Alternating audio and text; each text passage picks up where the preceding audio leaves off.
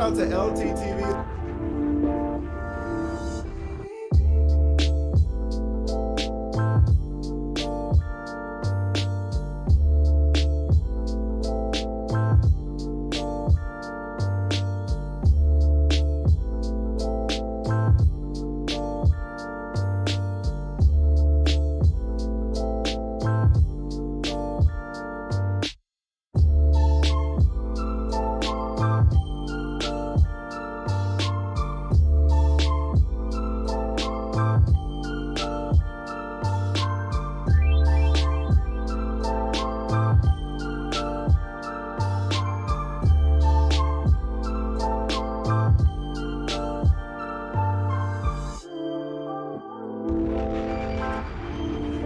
Shout out to LTTV.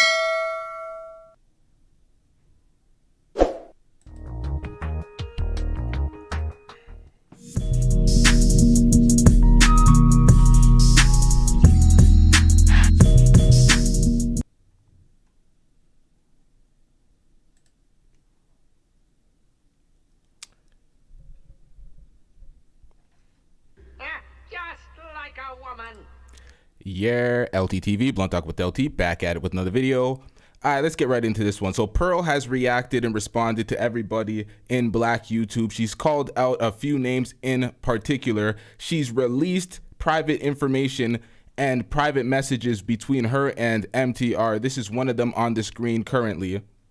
This is a private conversation between two content creators. Once again, Pearl crossed one of those lines that you shouldn't do, and it's bad for business. Outing personal conversations. This is not how you go back and forth with people. She tried her first attempt at what she calls a hit piece. She had her editor put together some clips out of context and tried the same type of shit, and it failed miserably. I'm gonna give you all a brief breakdown because I know Pearl is long-winded and hard to listen to for a lot of y'all here. We don't listen to Pearl out here, so it is difficult. I get it. So brief breakdown: she took shots at a bunch of content creators. She bricked on most of them, but she did bring some good points up when it came to MTR and some personal information. If we're gonna keep it a stack, so let's get into this. Let's get into MTR's response prior, because let's give people a little time to trickle in here and listen to what Mediocre Tutorials and Reviews said prior to Pearl's response. This was in response to her laughing at the joke her producer made about the cancer. So let's react to this real quick, and then let's get into what Pearl has to say.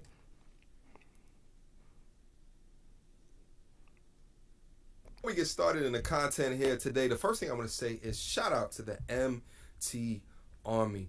I appreciate you guys from the bottom of my heart for all of the love, for all of the support. It means the world. What up, chat? Yo, everybody in the chat, let me know where y'all are watching from. What up, TG? What up, Moxie? What up, Solo TV 84? What up, who else said what up? AXSCB. Let's get back into this. Oh. Top comment, Mark Burchett like from Utah. Shout out to you. Let's get it. And having to build up a community as strong.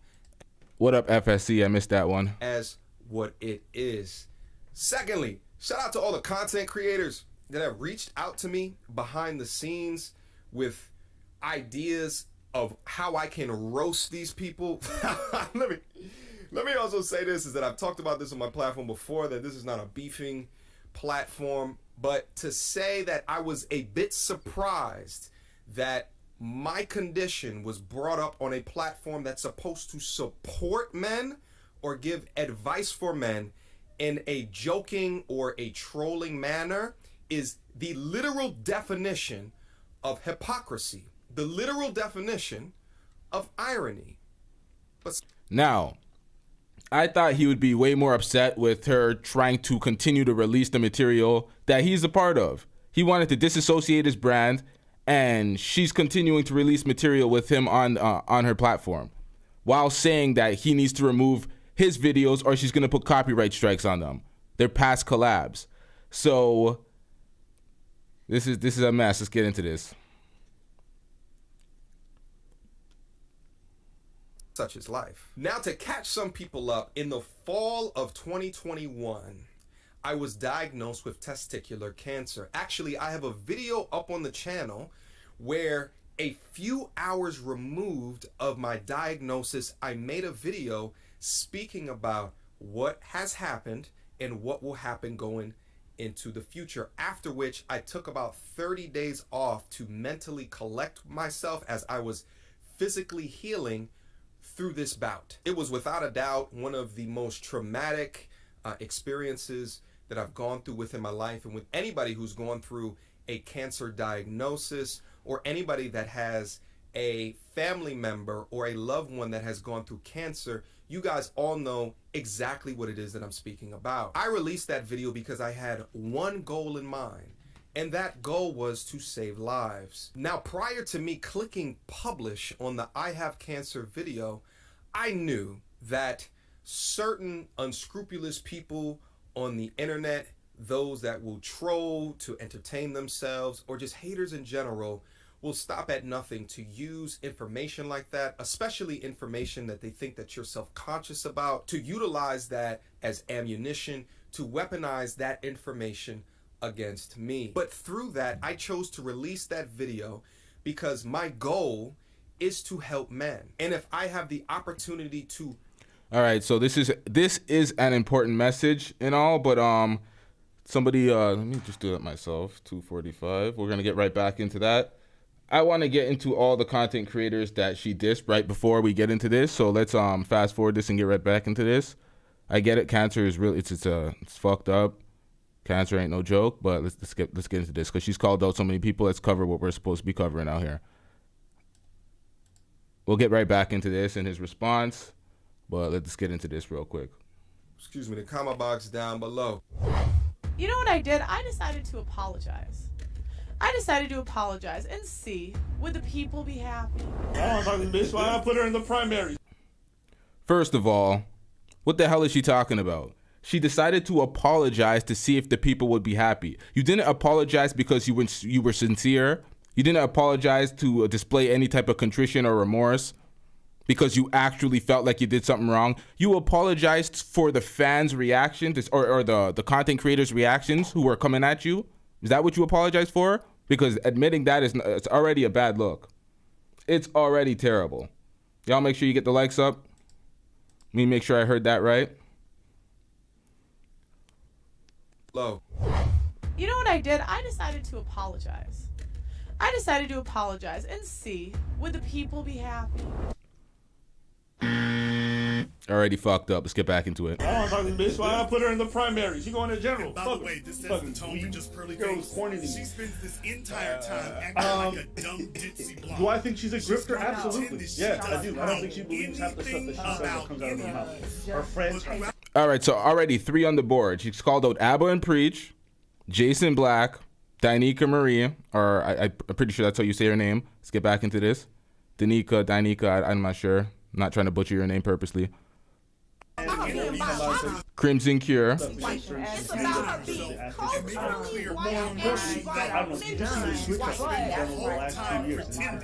Six the Goddess.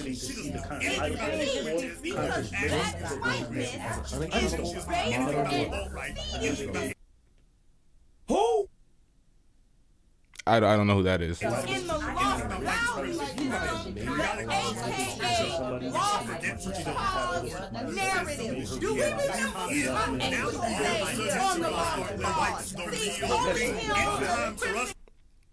Courtney Michelle, she's behind this icon.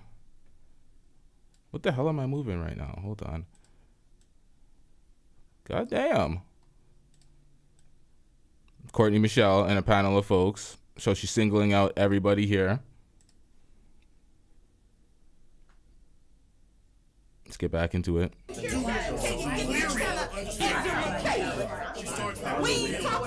Playback. And this is why, guys, never apologize to the mob, because they don't want your apology. They don't care about you, and they just want to see if they can control you. What up, guys? Welcome to the Just Pearly thing. So she apologized to get a favorable response from content creators. She didn't give a fuck about none of that. YouTube channel, and welcome to Selective Outrage. So today, I'm going to be talking about how the internet gets selectively outraged. So, if you guys are familiar with the Fresh and Fit and app. Now everybody's riding the momentum of the Chris Rock special, Selective Outrage. Ever since she's fucked up, her, Anton Daniels, and a bunch of Pearl defenders have been saying, oh, everybody's selectively outraged and it's social justice warriors and all that bullshit. She apologized, withdrew the apology. Clearly she was headed that way. And now I've been saying this. She's been buffing up her chest, ultimate modern woman style, not submissive in the slightest, full Karen mode, trying to have the last word. She has to understand she's in the wrong branch of media. You don't control the narrative in your branch of media, ma'am. People like O'Shea Duke Jackson who run stories. People like myself, well, O'Shea's at a higher level, so he has way higher influence in that regard, and he puts out so many clips a day. When he puts out his clips framing the conversation in this, it does way more views, and it's like you can't do this. You're in the wrong field. You're going to do a one-time reaction and move on to your business, and people are going to continue packing you out on these airways saying what they got to say. This is not going to shut anybody up. This is not going to stop anything. But let's get back into this. And preach videos.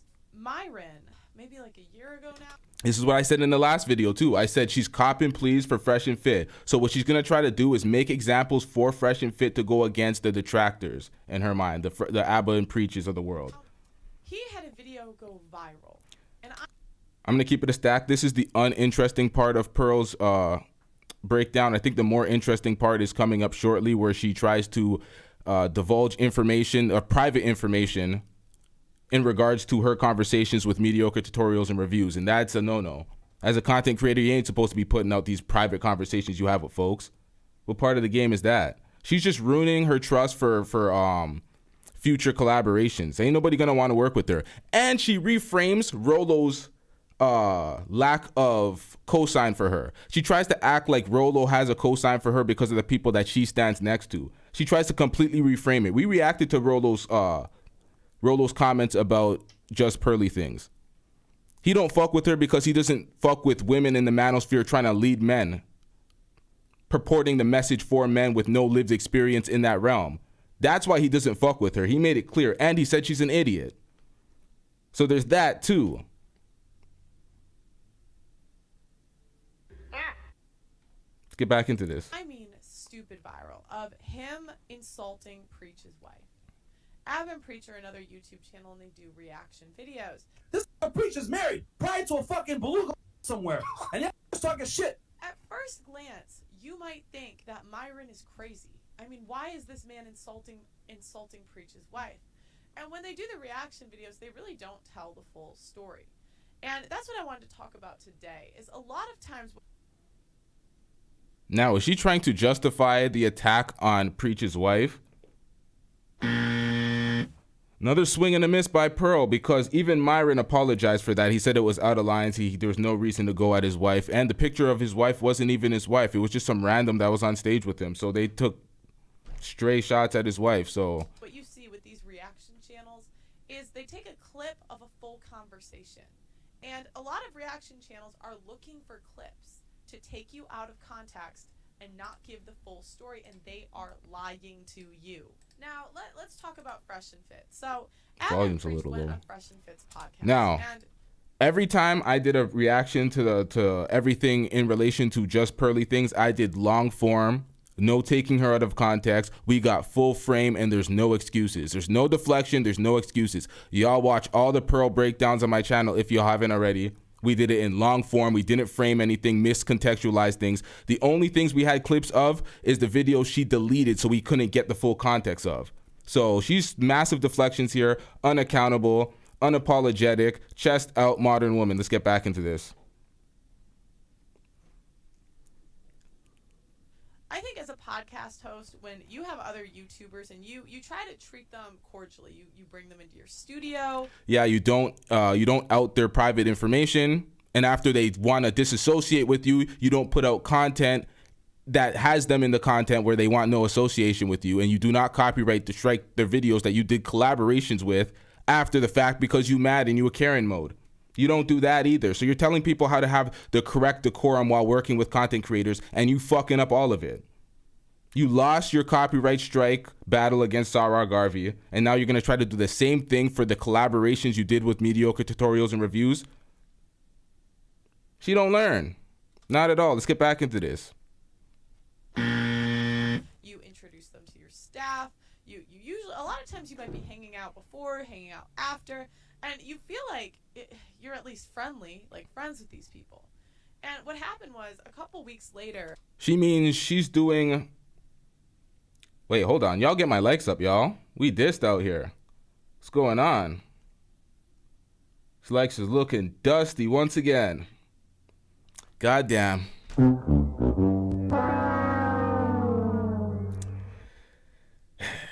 She's doing the thing that they use to justify when somebody is a racist or somebody is a piece of shit or fake. They like to be like, oh, we were nice, we were all cordial with them, but the actions behind their back were actually snaking them.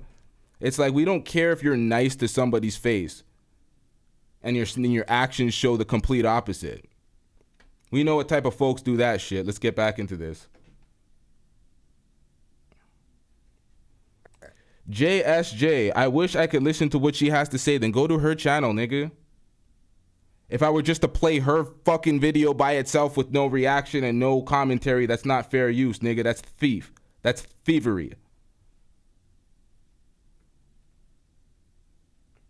We can politely escort you to her channel if you want to see it unabridged. No reaction. Just her by herself. Get him out of here! He's got no place in here! Get rid of him! Okay.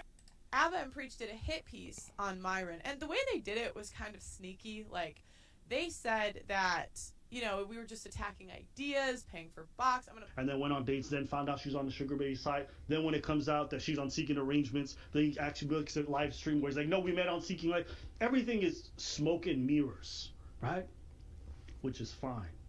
At the end of the day, if you want to sell an image and you got to lie to do it, do it. Like which ones that they should use or whatever. So, like, these are the ones you guys got to be using, all right? You got to be using Tinder. You got to be using Bumble.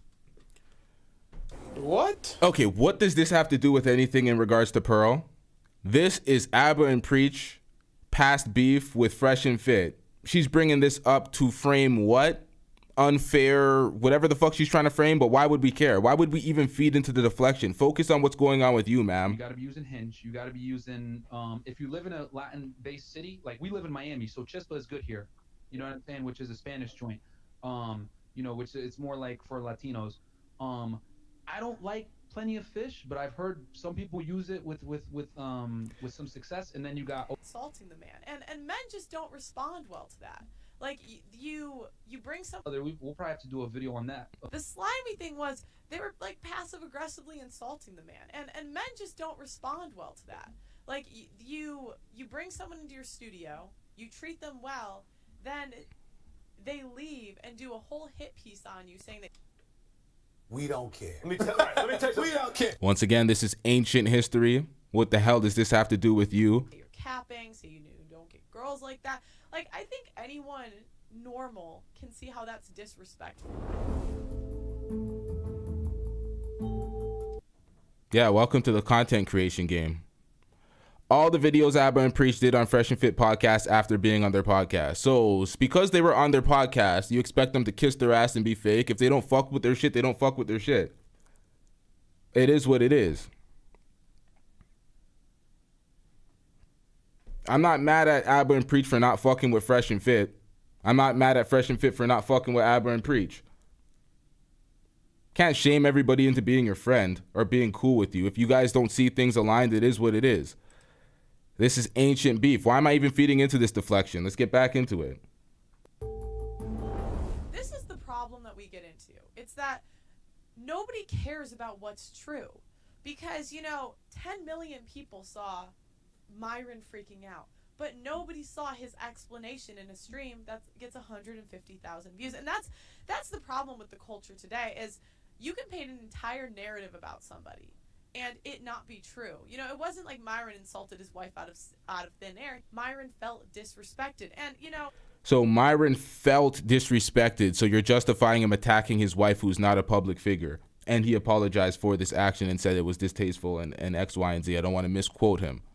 And she's once again using Fresh and Fit as a shield, as Make Sense 71 says in the comments. I don't agree with insulting someone's wife. I think that's quite rude. Personally, with the internet, for the most part, I've learned to just ignore stuff. But at a certain point, you want to defend yourself. All right. You have learned to ignore stuff. Where is it?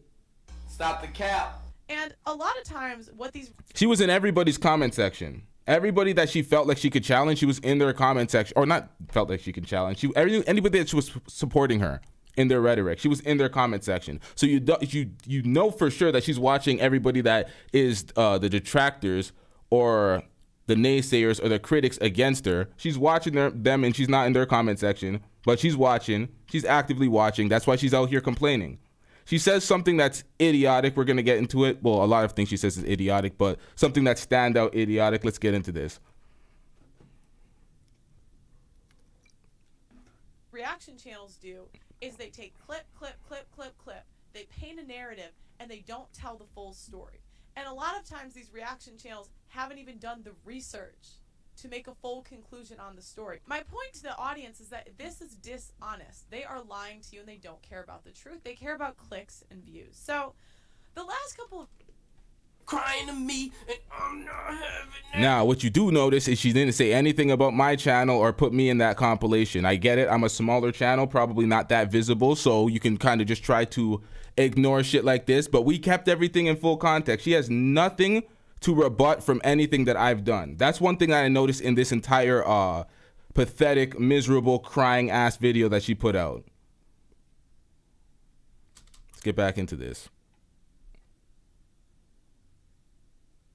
days, oh my gosh, it has been so stressful. So I had a hit piece go out on me from, the quote unquote, the black manosphere.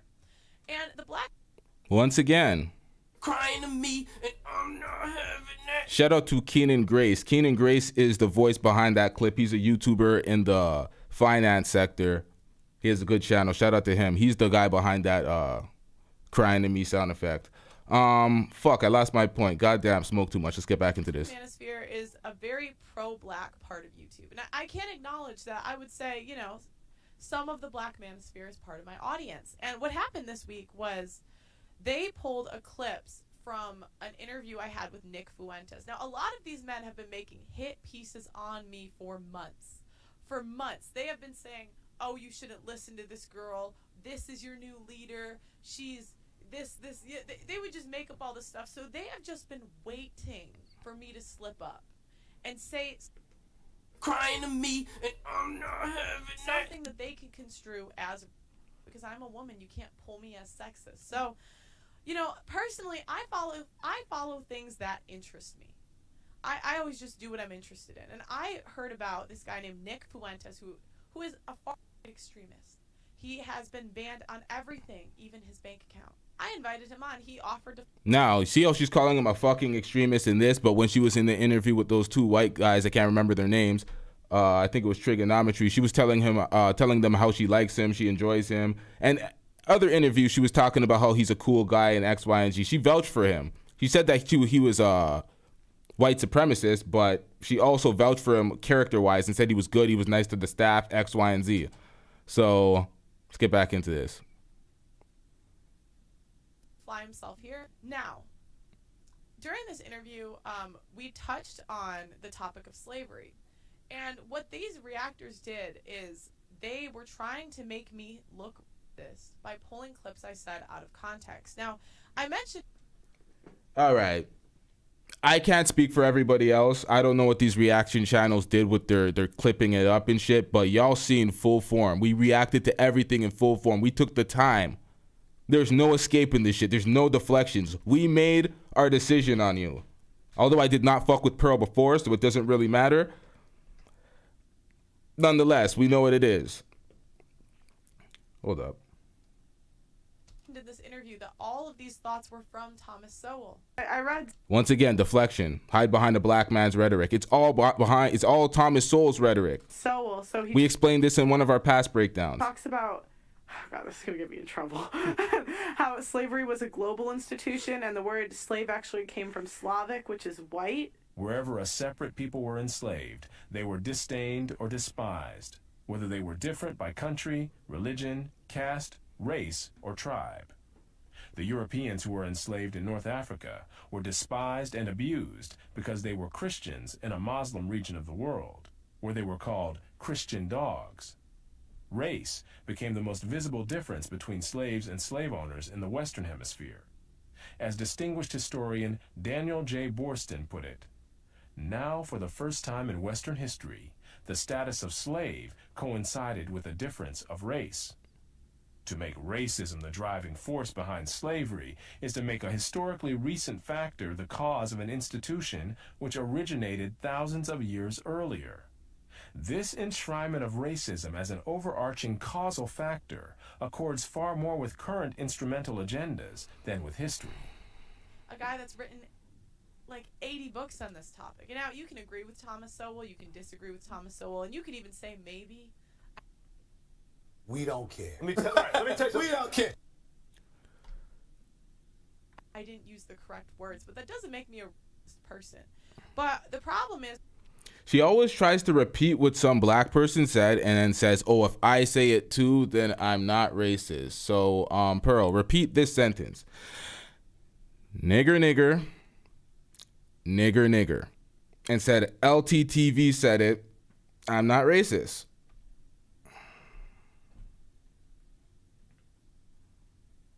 all of these reactors are just sitting there waiting for you to slip up and to paint a narrative about you. And that's what I've seen people do to Fresh and Fit for the past 3 years. My whole point is that these reaction channels are just sitting there looking for you to say the wrong thing. They're looking for you to slip up, and they're not going to things in good faith.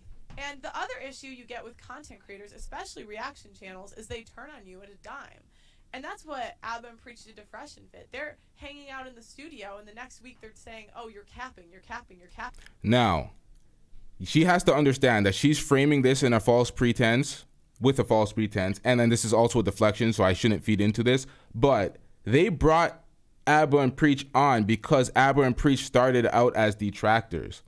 They challenged their points to begin with, and then they left challenging their points again. So they may have had a cool conversation, they may have been cordial, but they still didn't really see things eye to eye, and you can challenge people's points. Y'all wanted this little echo chamber. That's why she kicked off that person that she called a simp, because he had a difference of opinion. He wasn't being belligerent. He wasn't being disrespectful. He just had a difference of opinion from the younger guy. She kicked him out of the studio. They want that red pill echo chamber. Agree with all these red pill manosphere talking points, or you're an op. And, you know, Abba and Preach proceeded to make like 20 videos on them, and Fresh and Fit didn't say anything. Now, guys, you know. Once again, it's Abba and Preach's channel. They can make 60 videos about Fresh and Fit. Why is she crying about it? Anyone, I don't even think I've worked with Fresh and Fit in like 2 years.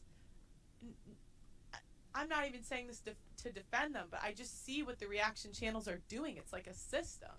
And she's trying so hard to get Fresh and Fit on her side. They want to paint content creators a certain way. They want to make Sneeko look stupid. They want Fresh and Fit to look sexist. Stop the cap. Nobody tries to make Sneeko look stupid. Sneeko's just stupid.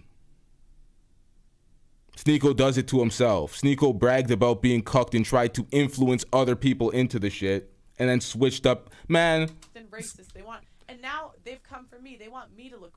And there was a guy named Rollo Tomasi, and Rollo Tomasi was a guy in the red pill space. And at one point, This is what I was talking about earlier in the show, where she reframed what Rolo's issue was with her. It's right here. I really wanted him to mentor me, but he said, it's not personal, but I can't associate with your brand. And I didn't really understand what he meant at the time. But what these reaction channels will do is if you have a controversial person on your platform, they will start to insinuate that you believe what they believe. And they'll look for a video of you saying, yes. Stop the cap. If that was the case, nobody would rock with Joe Rogan. You're being, once again, unaccountable for your disrespect of the black community. Nick Fuentes was talking about the Jews, and you went ahead and just went into disrespecting blacks. And then in that interview, when they asked you about the Jews, she's like, no issue with the Jews. I don't want to say nothing about that. I don't even want to speak about their history, but let's dive right into these blacks and start disrespecting them. That's what she did. And Rolo said, yeah, Rolo thought she was fake. Rolo's like, why am I supporting a woman in the manosphere? And he said she's an idiot and she's a copy. He did not fuck with it. So stop trying to reframe it. It's not about who you stood next to. Do you want Rolo's attention? Do you want a video from Rolo next? Fuck out of here. Lying on the man. I reacted to that video too. His fan base called him a hater. With that person, you just being polite to that person and paint a narrative about you being racist, about you being sexist, about you being homophobic, whatever narrative they want to push. Oh, yo, your top producer. Your top producer missed some because he was editing out the racist, but he let these fly. With that person, you just being polite to that person and paint a narrative about you being racist, about you being sexist, about you being homophobic, whatever narrative they want to push. With Rolo, Yeah, top producer missed that. I didn't understand what he meant at the time, but now I do. The issue is if you associate with certain people, and me coming into the space, I'm like, I'll talk to anyone. What's the big deal? I mean, I bring in randoms to my studio every night. Like, who cares? But the issue you get into is the reaction channels, they're like vultures. Well, they'll come in and try to make you look a certain way and try to make you paint a certain way, be painted a certain way for clicks and views, even if they know damn well you're not that way. Back to Nick Fuentes. I did a Stop the cap. podcast with this man named Nick Fuentes. And Nick Fuentes, again, I don't know what they're doing to frame it, but she said she's not that way, and the results say otherwise. But let's get back into this. far extremist. He doesn't believe in race mixing. Doesn't believe in thinks that was over exaggerated. And we're talking about the idea of people using an atrocity to control you. And if you listen to it 20 minutes around where we started talking about slavery, you will see the context. But the reaction channels either don't want to see the context or they're too lazy because they're afraid of their audience. Because if they... Now, just in response to this, I have to hit it again.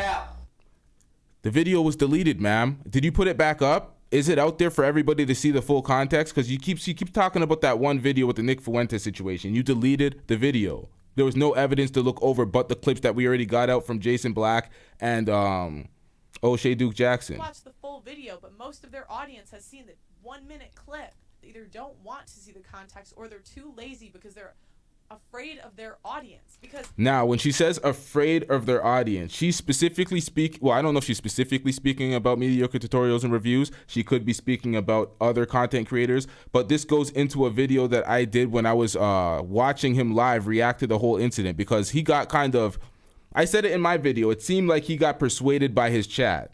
This is where she actually makes some points in regards to mediocre tutorials and reviews, because it did seem like he was more concerned about the public image and the perception instead of his actual principles and the things that he stands on. That's what it seemed like to me, and it seemed like that to some other people in the chat. So I kind of got to give it to her on this a little bit, but let's get into this. if they watch the full video, but most of their audience has seen the 1-minute clip, they can't go against their audience. That's the problem. Now we get... It's Rebecca Star says, volumes need to match. Is that in regards to my show? Is she a lot lower or a lot higher than me? What's going on? Are we not EQ'd out here properly? Are we dusty as shit? Do we need to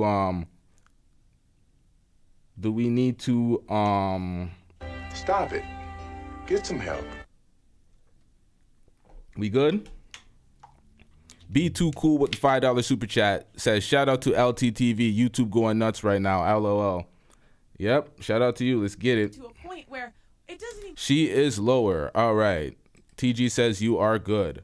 She should be slightly lower than me. It's my show. She's a reaction. She is the player 2 ass nigga in this regard, but not too much lower. Her view is low. I didn't. Oh. All right. Let's get back into it.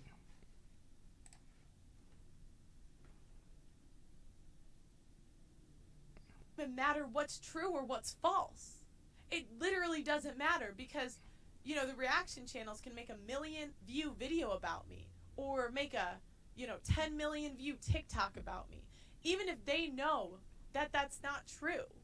And how often do the reaction channels come back and say, you know what, we effed up, you know what, we painted a false narrative, you know what? And they never do, because what incentive do they have to do that? Because then their audience wouldn't trust them. It's a total fabrication. Oh, that was such a stupid point. That was such a dumb point. That was such an idiotic point.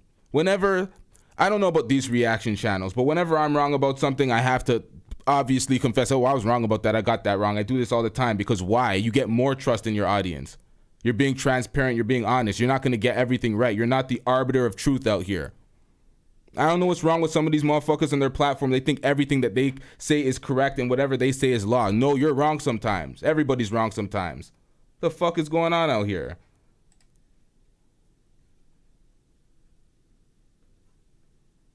One thing they said that I said was that I was comparing Black Americans to African Americans. Now, one, I didn't even know about this animosity towards the two, but I was simply just commenting how much I love my employees. How hard they work, how great they are. It's a total fabrication. These reaction channels were trying to say that I was trying to put down someone else. Non-Western people come in with the hunger that a lot of times, Westerners were spoiled. And I never mentioned race, but these people are trying to make it about race and saying, oh, that's what she really meant. That's what she really said. But it wasn't what I said. And they're putting words into my mouth. And these people, they're bullies. I was joking. Stop the cap. I gotta abuse the stop the cap in this one. What is she talking about? Nobody put words in your mouth. You're just being unaccountable for your rhetoric and backtracking. Why did you apologize? Oh yeah, you said why you apologized, because you wanted to see how people would react and if they embraced you. What kind of fugazi ass fuck shit is this?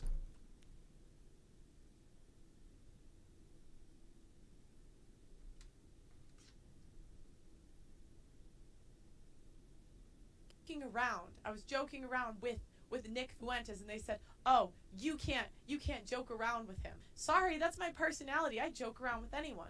You didn't offer him enough pushback. Well, sorry, I listen to understand what they're saying. It doesn't mean I agree. And that's the thing what these reaction channels will do. They'll look for a clip of you, or one clip will go viral of you, and they're so scared of their audience that they won't tell you the truth. They won't tell you the context. They don't want to even know the context because they're going to go against their audience. This is in relation to mediocre tutorials and reviews, and she's going to out some personal, private conversations in a moment. Let's get into this. Here, I'm going to tell you guys the truth no matter what. Do you think this is going to help me, this video? Right! Telling you guys the behind the scenes of this? Hell no, but to me, if these people are lying on me, I'm sorry, I got to tell the truth. So, Blessing, my producer, who I speak so highly of, I speak so highly of, he was late, and I said African time, and you know what, they're gonna clip this, they're gonna say I did this, did that, and I'm a white apologist, blah blah blah. And you know what they don't know is I was referring to something Blessing said earlier. That's something he says when he walks in the door. And all of these reaction channels are gonna come in and say, oh, Pearl shouldn't do that in front of a white supremacist. That's so disrespectful. Well, if my employees were disrespected, that's their job to talk to me. To be honest, I can go. Who? Now, we've seen King Riches plead to death with his audience that I held her accountable. I did not like the thing she said, X, Y, and Z. How many times have we seen King Riches lose his shit trying to say that he did not fuck with it? And then she keeps trying to reframe it and say, oh, well, Auntie Jenny, man, Miss Platformless couldn't create a platform without you. Of course she's okay with everything. She even said that Nick in terms of the guests that we've had so far, quite a nice guy. He didn't carry any ego. He just has, you know, views that he wasn't threatening. We might not agree. I think we put him on the spot. None of them had a problem. I even had one of my producers take a picture with him. You know. Fucking lie.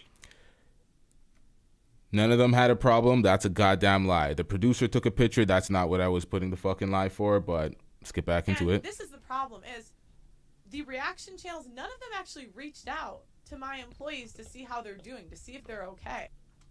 We don't care. Let me tell you, we don't care. Where if they were really outraged about it, if they really cared, they would do that. They also cut out a part where... That's where she gets it fucked up. See, this is where she gets it fucked up. This is where she thinks it's emotional outrage. And we're so worried about them specifically. The individuals. Goddamn fool. No principle. That's how you know. If you have to explain it to her, that's how you know she's lost. Let's get back into this.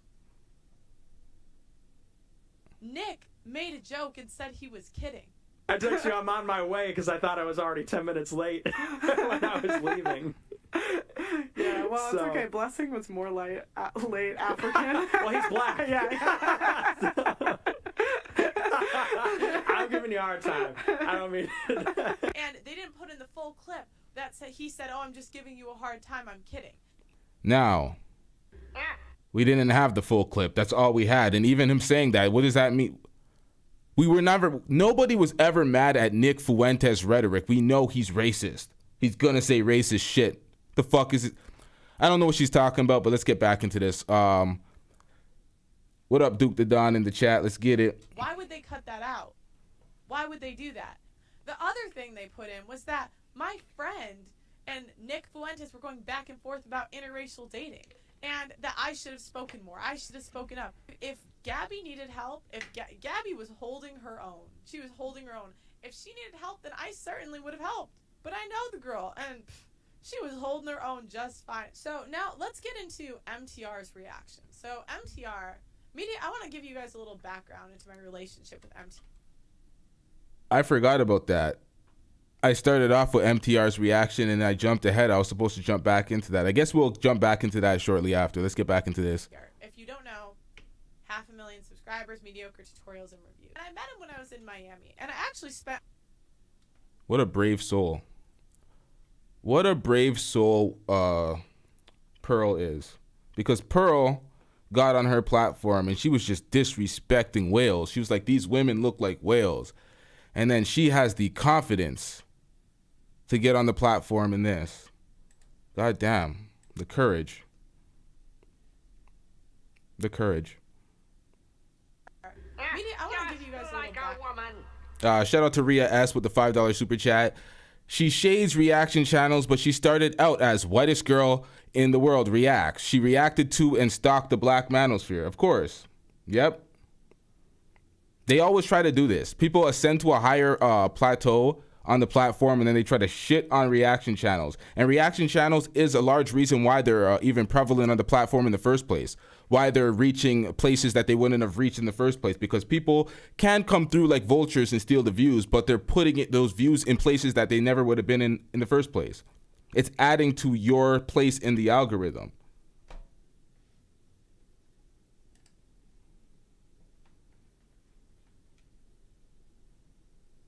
Into my relationship with MTR. If you don't know, 500,000 subscribers, Mediocre tutorials and reviews. And I met him when I was in Miami, and I actually spent a good amount of time with him. He flew in for a one-on-one interview, and he actually spent a day with me and my sister.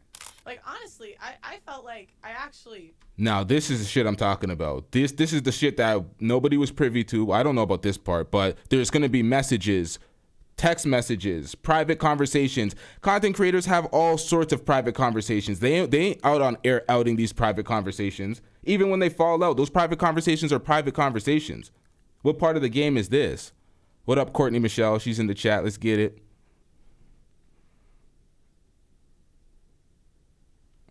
Opened up to him in a way because I let him meet my family. You know, I mean, that any YouTuber knows we always want to protect our family from the public. And you know, I introduced him to my sister. You knowingly invited a white supremacist and a self-proclaimed racist. I have no problem inviting people that disagree. I have no problem having crazy Now, this is where we actually have to give her a little bit of credit, because she points out the fact that Mediocre Tutorials and Reviews knew about the interview a while ago, and he said it on his platform that he knew about it a month ago. So the issue wasn't that. So she gets a point here. The rare Pearl W, rare, probably going to be the only correct buzzer we hear on this show. Let's get back into this. I will not apologize for having a controversial guest, because I will keep having controversial guests. My staff is very aware of this. They know this, and if they have an issue with this, they should talk to me, not the internet. And that's the other thing about YouTubers is, why the hell are YouTubers that have my number going to the internet before they talk to me? A lot of these YouTubers are so scared to protect their brand that they will throw anyone and everyone under the bus, and it's honestly blood sport, and it's honestly disgusting. Pearl, you know that your staff is mostly black people, and I'm talking about from a production perspective as well as a talent perspective. MTR, if you were worried about my employees, why didn't you message Blessing? Why didn't you message King? Why didn't you message Helen? You certainly could have reached out to them. You certainly could have asked me for their numbers, but you chose to go to the internet because you were offended for my employees? I don't think that your platform would be as big as what it is today if it wasn't for the essential utilization of black people, black relationship topics, and black talent. I don't know how. Now, at the end of the day, I'm not going to be mad at this. I was not ever mad at this point, because we don't care. Let me tell you, we don't care. if black folks helped her ascension, y'all have to be accountable for that. Y'all did not vet who you were helping ascend. It is what it is. You got to be accountable for your actions. How many times I have said this, and I don't know how many times I have to keep saying this. My platform is not a black platform. How could I have a platform? I'm sorry, what? What was his point?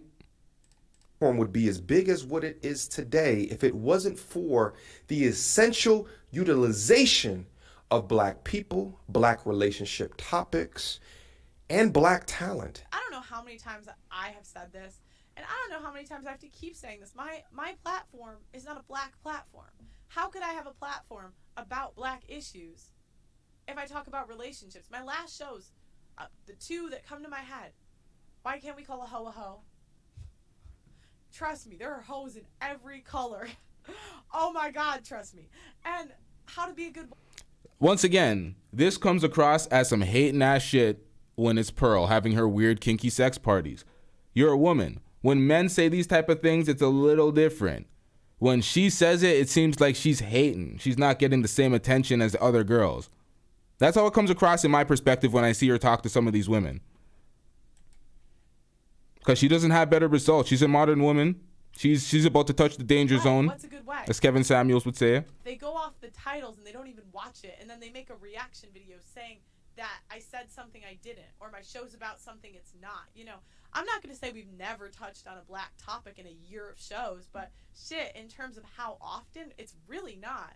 And that's it. Why wouldn't he go through the shows? Why wouldn't he do his due diligence when he spent time with me, he's met me, and we had a great relationship up until he made this hit piece?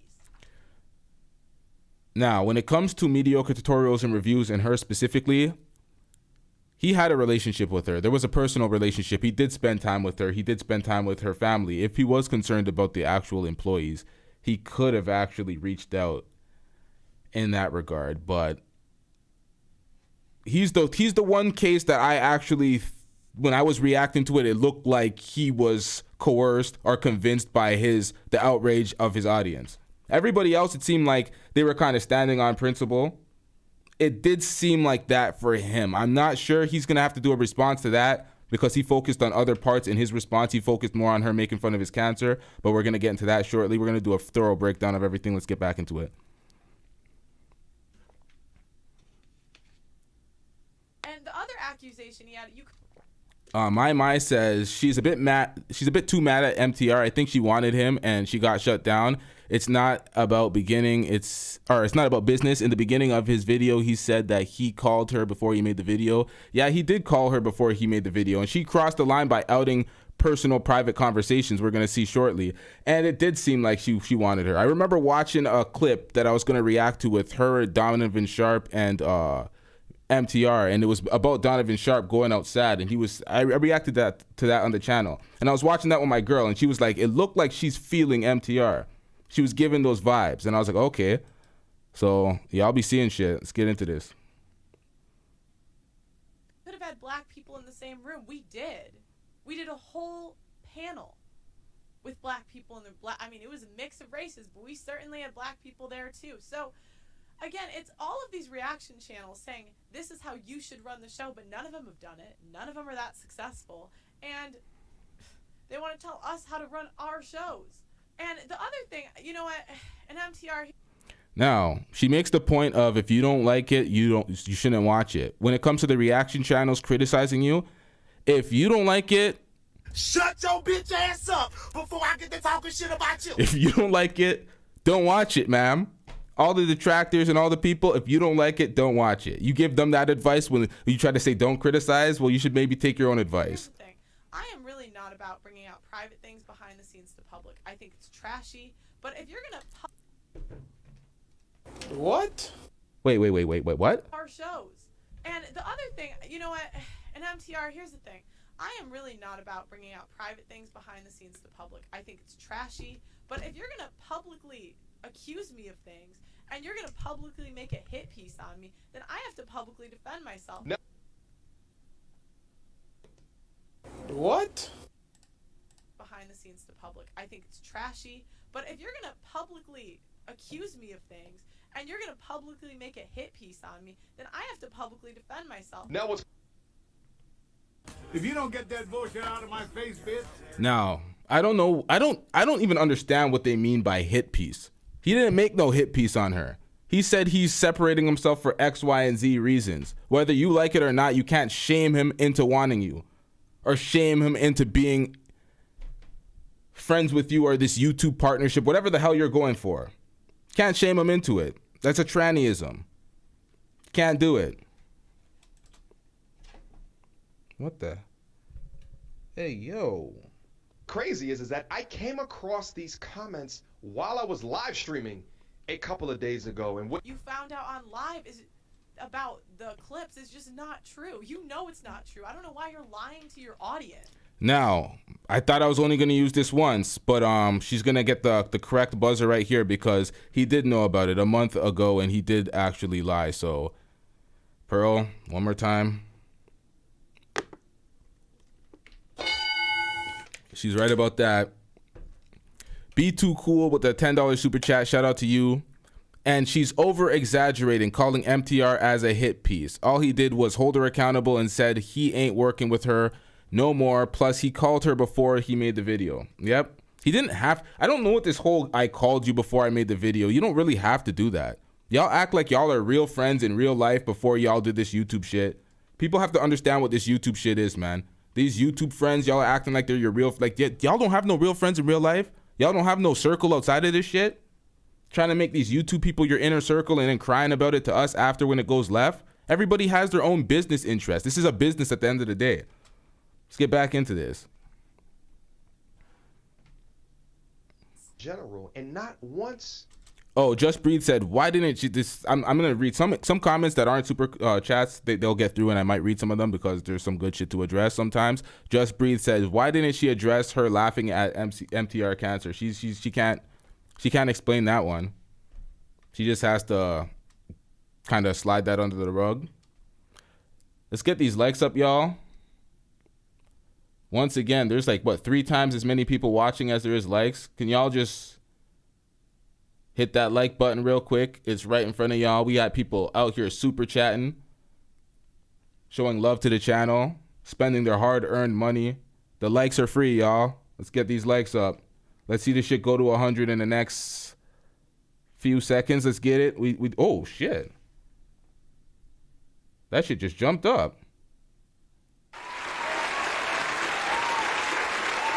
Shout out to y'all. All right, let's get back into this. In the interview, did you have at least one pro-black stance? MTR, you said yourself before you released the video, when I asked you, did you watch the full interview? Now, this is where she violates. This is where she violates. To prove her point, to make a point, she had to use private information. When he did his quote-unquote hit piece, he was just speaking on what is public, because that's what content creators, we put these things out public and we have the right to discuss these things. Whatever's private and you keep and hold to yourself, that's not for the public to digest. You've made this public now. So this is a private conversation. He's speaking about other content creators in this conversation thread. This is a violation. An absolute violation. Let's get back into this. Let me pause it when it pops up so we get a full view. When I asked you, did you? Yeah. The green is Pearl. The gray is MTR. I want to see if O'Shea, the business, and whoever wants to get on the live. Swing and a miss. They don't want to work with you. But yeah, I think you should. Dennis Sperling as well. I'm sure they would. I'm sure they would, but I'm not sure if they would do it on your platform. Of course, because people aren't trying to build other people's platforms out here. There's no incentive to do that. I'm not sure you know who Obsidian is. I guess you missed the word, but he offered. I just recorded my final statement on this. I had to be more stern. I gotta stop the bleeding. And this is where she kind of makes her point. This is where she makes her point about MTR, and it doesn't look good for MTR in this regard. And this kind of goes in what I first thought when I watched his whole reaction to it. It seemed like he was more concerned about the backlash from the audience, not about what he stood on principally. Because he's like, I had to be more stern. I gotta stop the bleeding. What does that mean? That's like a cleanup job for a PR team. Well, we gotta stop the bleeding. It's looking bad out here. Once again, this is a violation. We shouldn't be seeing this, but she put it out there. And this is a response to this. Yeah, he's one of the Black Manosphere co-founders. He started with O'Shea. And she said, did you watch the full video? He said, no, just went off comments. He said, no, just went off comments. Original comments, I mean.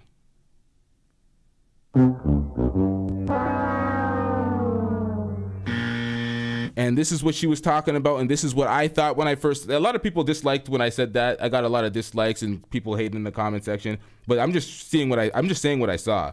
It seemed like he was more concerned about the reaction from the crowd because he was trying to let it slide and move past it and go to his reaction. But the audience packed him out in the comment section and he kind of flipped and he said, no, he didn't. He just went off comments. How are you just going off comments and saying you're just trying to stop the bleeding? It does make her suggestion saying he doesn't stand on nothing and he's kind of flip-flopping. It does give some credence to that. I got to keep it a stack on my platform. I ain't going outside for none of you fuck niggas out here. I'm sorry, y'all. I'm not gonna sit out here and start capping just because I'm trying to run a narrative. I ain't doing it. Fuck that. Got to keep it a stack. It does not look good. It don't look good.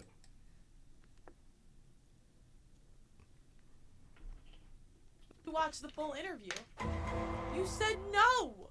So how do you even know? Because that's the thing. He doesn't care. He doesn't care what's right. He doesn't care what's true. He cares about appeasing his audience. And that's what all these reaction channels are doing to you. That's what Zesty TV's doing. That is 100% what Zesty TV's doing.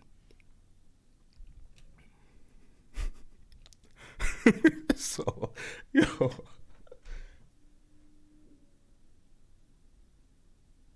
Along with my accountability, this is now my definitive stance. I can no longer support or Ill Doctrine with the $10 super chat. The words slave and Slav both come from nigga, you trying to make me struggle on these goddamn words. Sclavic. Not from each other. What kind of word is that, nigga? Goddamn. Slav wasn't used for Slavic people until slavery in America ended. And before they were called... man, I'm not going outside trying to pronounce these words. I don't got it today. I'm just going to seal my beak in regards to that. Let's get back into this. Or associate myself with the Just Pearly Things platform. MTR, if you don't want to work with me, I fully support that. You don't want to associate with me, I fully support that. Why are you still making money off of the clips from the show on my channel? Oh, shut up, nigga. Because that's ancient history. That's contextualizing the journey of your channel. Why are you gonna delete that? That's old shit. That's not moving forward. That was prior to the statements. Platform. MTR, if you don't want to work with me, I fully support that. You don't want to associate with me, I fully support that. Why are you still making money off of the clips from the show on my channel? I'm so offensive, you better take those off. Because now I certainly don't give you permission to use those, because why would I? You don't want to associate with the brand, so take them off. Stop making money off them. And that's what these people do. They're absolute hypocrites. I've also have a no beef policy on my platform. You have a no beef policy on my platform, but you make a hit piece on me? And this is what he's going to do, because... Now, I think Kevin Samuels was the first person starting to say he has a no beef policy, but if you do reactions... If you do a lot of reactions and you cover a lot of viral clips and you speak about a lot of people and you give your opinion, people are going to come back at you with their shit. He can still have a no beef policy. He doesn't have to react to their shit once he says stuff. But, and beef's a strong word. People like to throw beef around too. It's not really beef, but let's get back into this. So I'm not going to shit on him for his no beef policy. It is what it is. You do what you want to do on this platform. What the reaction channels do. They never apologize and they just double down. Then you know what he's going to do? He's going to find another clip, take it out of context, and then say, oh no, well now that I've watched the full interview. And this is the principle. It's not even that he may have been offended. It's that we are grown adults and you could call me. And yet you choose to go to the internet first. Now, I don't know, where was honor, where was respect, and where was dignity? If someone has been kind enough to allow me into their studio, to, I even introduced you to my family, to spend days shooting content with you, and then you turn around and say you can't associate with the network? Unaccountable. Now you're acting like you did all these nice things for him and you did nothing wrong for his disassociation. And now you're coming to the camera crying to me and I'm not having that. What is courageous? To make a hit piece on me? To appease your audience? What's more courageous, to do that or to go with the narrative, what everyone's saying? And you know what? You might not say it today, you might not say it tomorrow, but you are absolutely wrong for this. You are absolutely wrong. You quote unquote left the manosphere, but you're still in it. And okay, and let's talk about... God damn it. God damn it. Shit. Learn the rules. Fuck. Hold on, y'all. God damn it. You might not say it today, you might not say it tomorrow, but you are absolutely wrong for this. You are absolutely wrong. You quote unquote left the manosphere, but you're still in it. Fuck. She's right about that too. He did leave the manosphere. He said he left the manosphere, but he has a platform that speaks for men's rights and he still makes manosphere-like content, and he's still an advocate for men. I remember it was a critical thinking channel before he kind of made the transition. Fuck, she got 3. God damn it, yo. MTR, how you letting Pearl get these W's like this? One more and she got the 4-game series, bro. What's going on, man? Fuck. Wait, she got way more L's than that, though. She's already lost the series. Let's get back into this. And, okay, and let's talk about defamation of character. So, this is the thumbnail that MTR put of me. Now, this is not defamation of character, ma'am. The thumbnail is not defamation of character. It said it wasn't that bad in air quotes. It does not reference who the air quotes is from. The quote could have been from him.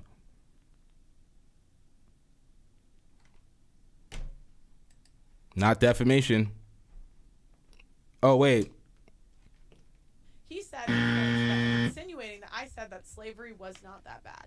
I did not say that. In fact, in the clip, I said that it was horrible. The founder of, or the guy who made Roots said, I wanted a myth for my people to live by.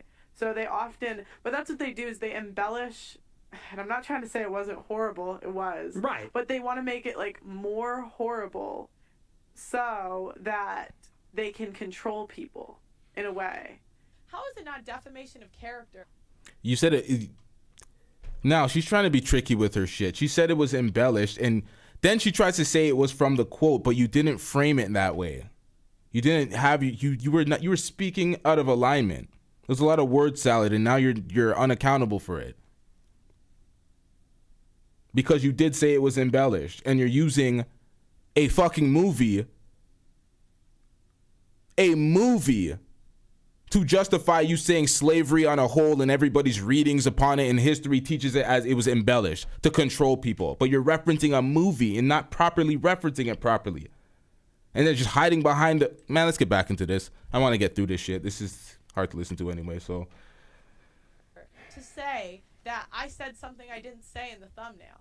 You know, and it's one thing when you do that to someone random or whatever, but... You know, and these random clips that circulate on YouTube, but I work on YouTube. That's my livelihood. And it's funny because they act like they care about black issues, but yet they're trying to damage the reputation of a network that hires majority black employees.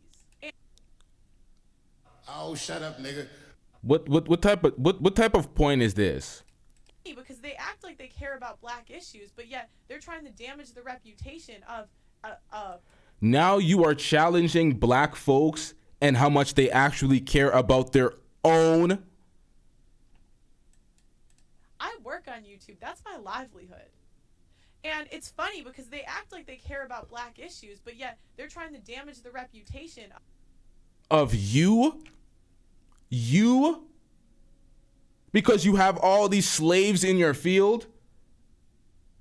We don't care about black issues because you... Okay, so you're the person that says that can make the distinction of somebody that cares about black issues because we're going at you. Because we're calling out you for your practices. This is this whole... She feels like she's above everything. She's special. She gets the special treatment. You heard her on Tommy Sotomayor's stream when he was challenging her points, and she was talking about, oh, women shouldn't vote, women shouldn't do X, Y, and Z. But then she kept saying, but me, I'm special. I should be different. Women shouldn't do X, Y, and Z, but me, I'm special. She kept saying that shit. Go on Rumble right now and watch Tommy Sotomayor's interview with her.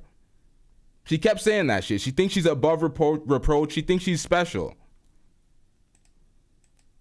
You can't question black people how much they care about black issues because of the way they're handling you, you idiot. on YouTube, but I work on YouTube. That's my livelihood. And it's funny because they act like they care about black issues, but yet they're trying to damage the reputation of one more time, y'all. YouTube, but I work on YouTube. That's my livelihood. And it's funny because they act like they care about black issues, but yet they're trying to damage the reputation of a network that hires majority black employees. Stop that. You're white. Shut your bitch ass up before I get to talking shit about you. And without even asking the employees, are they offended? How did they take it? And so that's what I'm saying. These content creators get outraged for my employees who are not mad. I didn't even hear about it till after he left. And everyone's going to say, oh, they're secretly offended. They just couldn't tell you. And that's how I know nobody's stepped a foot in my studio, because they absolutely will tell me if they agree, if they don't agree, but they all know signing up to work here, we have controversial guests. Let's talk about that. Let's talk about the thumbnail. That's not legal either. It's defamation of character. Just putting quotes. What? Anyway, I said something I didn't say. I said in that exact clip that you saw, you watched, you reacted to, it wasn't that horrible. And when I asked you, stop the cap. He put it in quotes, but he did not have Pearl in the ref. He did not make it a direct reference to you. So the quotes were there, but it wasn't directly referenced that it was out of your mouth. So that's not defamation of character. And if somebody wrongly quotes you, have fun with that in court. Be Too Cool with the $10 super chat says, yo, she can't copyright strike MTR to how she wants to because the content she made with him is a joint copyright for both of them. El Guapo Beautiful Lies channel got on a live stream explaining it all. Yeah, that's what I'm saying. That's why I said earlier in the live stream. Hold on, y'all. I said she tried the same shit with Sarah Garvey and she failed because it was a collaborative effort. It wasn't like he was just posting her content. She's an idiot. She don't get it. That's why a bunch of YouTubers, I'm happy that they're explaining it. Because she's one of these copyright idiots that thinks she's just going to control somebody's platform by just hitting them with copyrights. Like Zesty TV.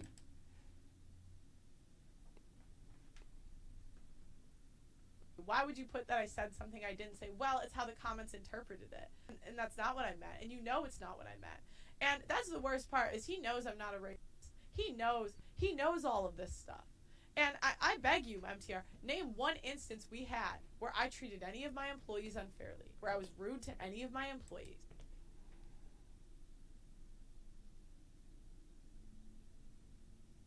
We don't care. Let me tell you, we don't care. You can be cordial, nice, friendly, all that shit in a nigga's face and still be racist, ma'am. We don't give a fuck about none of that shit. They keep trying that shit. They keep trying that shit. Oh, I was nice. I'm so nice to my employees. What does that mean about anything? Your views on a lot of these issues that we covered seem that of somebody that's racist or a white supremacist. And if people make that judgment, that's on them. They could say they could think that all they want.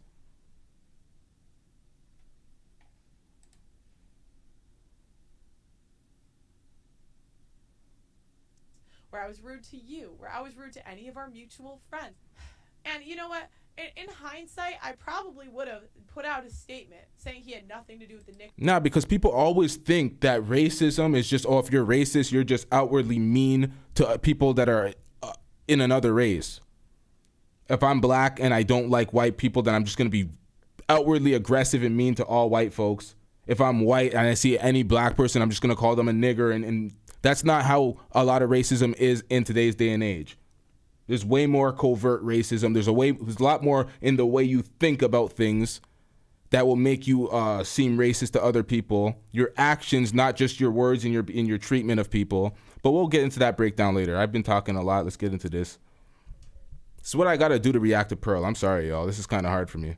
Fuentes interview. And I would have been happy to do that if he asked me. But he didn't ask me. And, you know, when you're being called by everyone in the book and then your friend tries to pile on.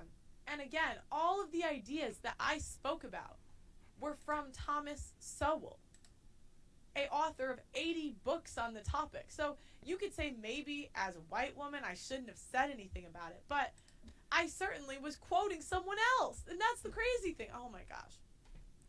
So what did I do? I decided, why don't I put out an apology video? Just as a She got to stop saying quoting somebody else. If you're saying something you heard somebody else say, but you don't actually make the quote to them and say, oh, this is in reference to what this person said, or this person said X, Y, and Z, then you're not quoting them. You're just stealing their rhetoric. And then when you get backlash for it, you're just hiding behind them and saying, oh, this black person said this. I wanted to see, would the mob be happy? No, they never accept your apology. And did MTR backtrack and say, you know what?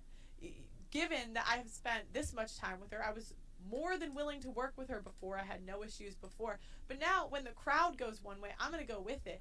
Now let's show another clip that could be taken out of context and make it look like this man is racist against white people. What are we doing to white people? And I was going to say erasing them, which I agree we are. You know, with every interracial relationship, you know, white people, we're immigrating, they're not having babies, we're erasing them. I don't know, that's where it's going to go. We're not erasing them. I thought the Chinese guy was going to be like, hey, man, you know what we doing? We bringing our people. We taking over, right? And I was going to celebrate it. You was about to celebrate it. Yeah, the future. But it is white people's fault. What is? Everything. What are we doing to white people? I don't know, taking their skin and wearing it. But you know what? You don't do that. Because I know the context. I know he was kidding. But that's what a lot of these reaction channels do. They wait for you to slip up. O'Shea claims to support the black community, yet he constantly goes after organizations that support black content creators.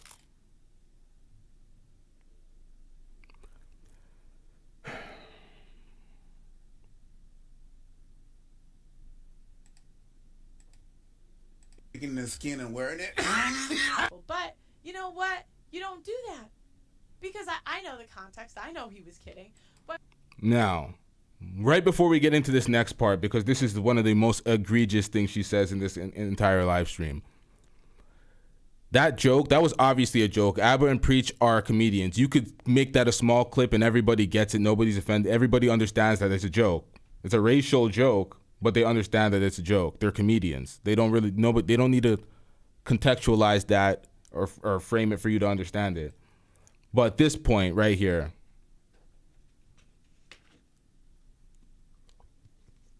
That's what a lot of these reaction channels do. They wait for you to slip up. O'Shea claims to support the black community, yet he constantly goes after organizations that support black content creators. If you don't get that bullshit out of my face, bitch. This Pearl really tried to question O'Shea's commitment to the black community. Is this bitch out of her fucking mind? Is she out of her goddamn mind? O'Shea Duke Jackson, the person that started the black manosphere, the nigga that's in Uganda right now with multiple channels, all this shit building black, pro-black, B1, O'Shea Duke Jackson. Because he can't criticize an individual who may be black. He's not pro-black. This bitch, that's what I'm talking about. She's trying to speak on what is pro-black and what is supporting of black. She doesn't know her goddamn place. She's so lost. The entitlement of this Karen. Now, I'm not Mike TV. I ain't gonna call women bitches to their face, but I'm gonna call it, I'm gonna say it on air. This is a show, nigga. But you know what? You don't do that. Because I know the context. I know he was kidding. But that's what a lot of these reaction channels do. They wait for you to slip up. O'Shea claims to support the black community, yet he constantly goes after organizations. All right, so Adam 22. All these guys are gone. They're all on their own channels. They weren't playing that slave shit. They're out of here. Adam 22 is making a mockery out of everybody in No Jumper. This is a nuanced conversation. I covered all of this shit. Adam 22 was trying to make a moment out of everybody for clips and clout. He outed House Phone's business. House Phone was foundational in building the platform with him. He outed his business of him porking a tranny. He tried to have a whole show with them exposing Flacco. Flacco's still there, part of the roster. But these guys are all doing well on their own channels. AD with community clips. T-Rel with Back on Fig. These guys are doing numbers. They're doing their own thing. He can criticize Adam. This is what she's talking about. This is what I said early in one of my first reactions. She's going to have black people working for her, and she's going to use them as a shield to say anything egregious about the black community and demean black folks, and use it as a shield. Oh, I'm employing black people. I'm putting money in their pockets. And then wondering why people are saying they're high-paid slaves or they're not free people. And they're under 3-year contract. They can't say anything against you, really and truly. You can get away with all this shit because you have your niggers. Goddamn slaves. That support black content creators. How can you say you're pro-black when, honestly, between me and Fresh... How can you question a black man's pro-blackness being a... wherever the fuck you from, ma'am? We employ more black people than you do. So, after the apology video... Whoa. I'm sorry, what? Black content creators. How can you say you're pro-black when, honestly, between me and Fresh and Fit, we employ more black people than you do? Stop the cap. Between you and Fresh and Fit. Why are you trying to make this alliance with you and Fresh and Fit? Fresh and Fit ain't co-signing you. They ain't backing you between you and Fresh and Fit. She keeps trying to use Fresh and Fit as a convenient shield. And O'Shea employs a bunch of people. He has many channels. He has more channels than I can remember right now with more people. That's absolute cap. She's just saying shit. If you brought your roster of folks and you compared your roster of folks and you said that, then I'll be like, okay. But just saying it merely, I'm not sure about that. O'Shea employs a lot of people out there. So after the apology video, I said, okay, let's see how brave these men are. So I asked Obsidian to host a debate, and I said, everyone that has had so much to say about me, come on the stream. Nobody showed up. I'm a firm believer that if you truly believe something about something...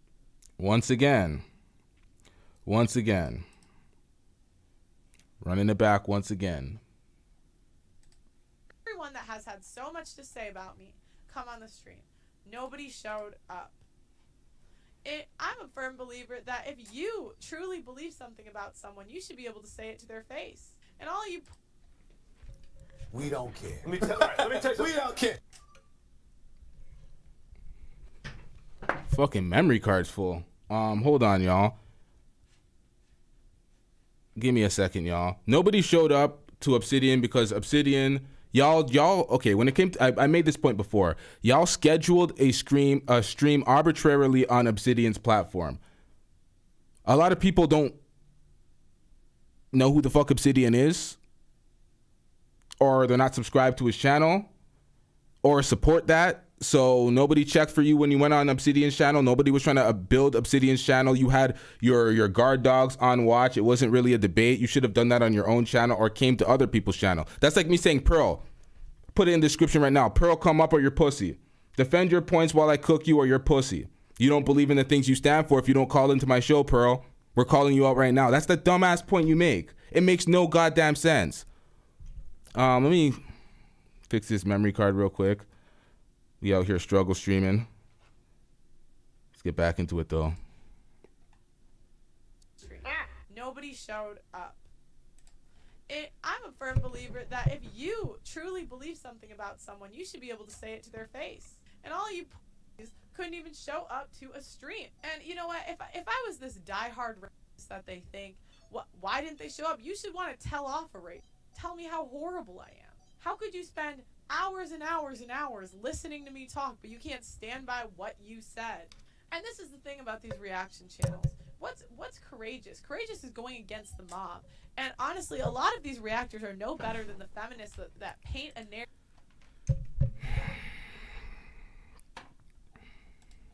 Now, I had to fix my camera, but we're gonna react to everything she just said in this little clip right here, because she just sat up on the platform and called the reaction channels pussies, while trying to be a what is she trying to be? A traditional woman?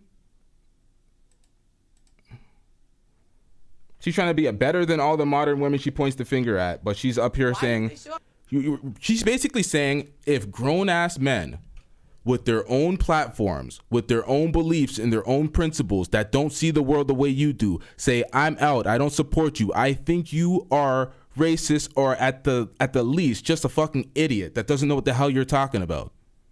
And if people say that in their platform while doing these breakdowns, we have to get on your platform and say it to your face. And if we don't, arbitrarily at any random given time, we are pussy for not doing so when you heard the message and you're out here crying on your platform about the message. So I'm supposed to get on our platform and argue with a woman. That's supposed to make me something more special or more courageous in her mind. You heard the words, you got the message. This is my platform, and every other content creator that's doing reactions, they're building their own platform. This is a business. You're the one that is emotional and hurt by the words to the point where you're retracting your fake ass apology because it wasn't received well by the people, and you're mad about it. People are gonna say what they want to say. You gotta live with it.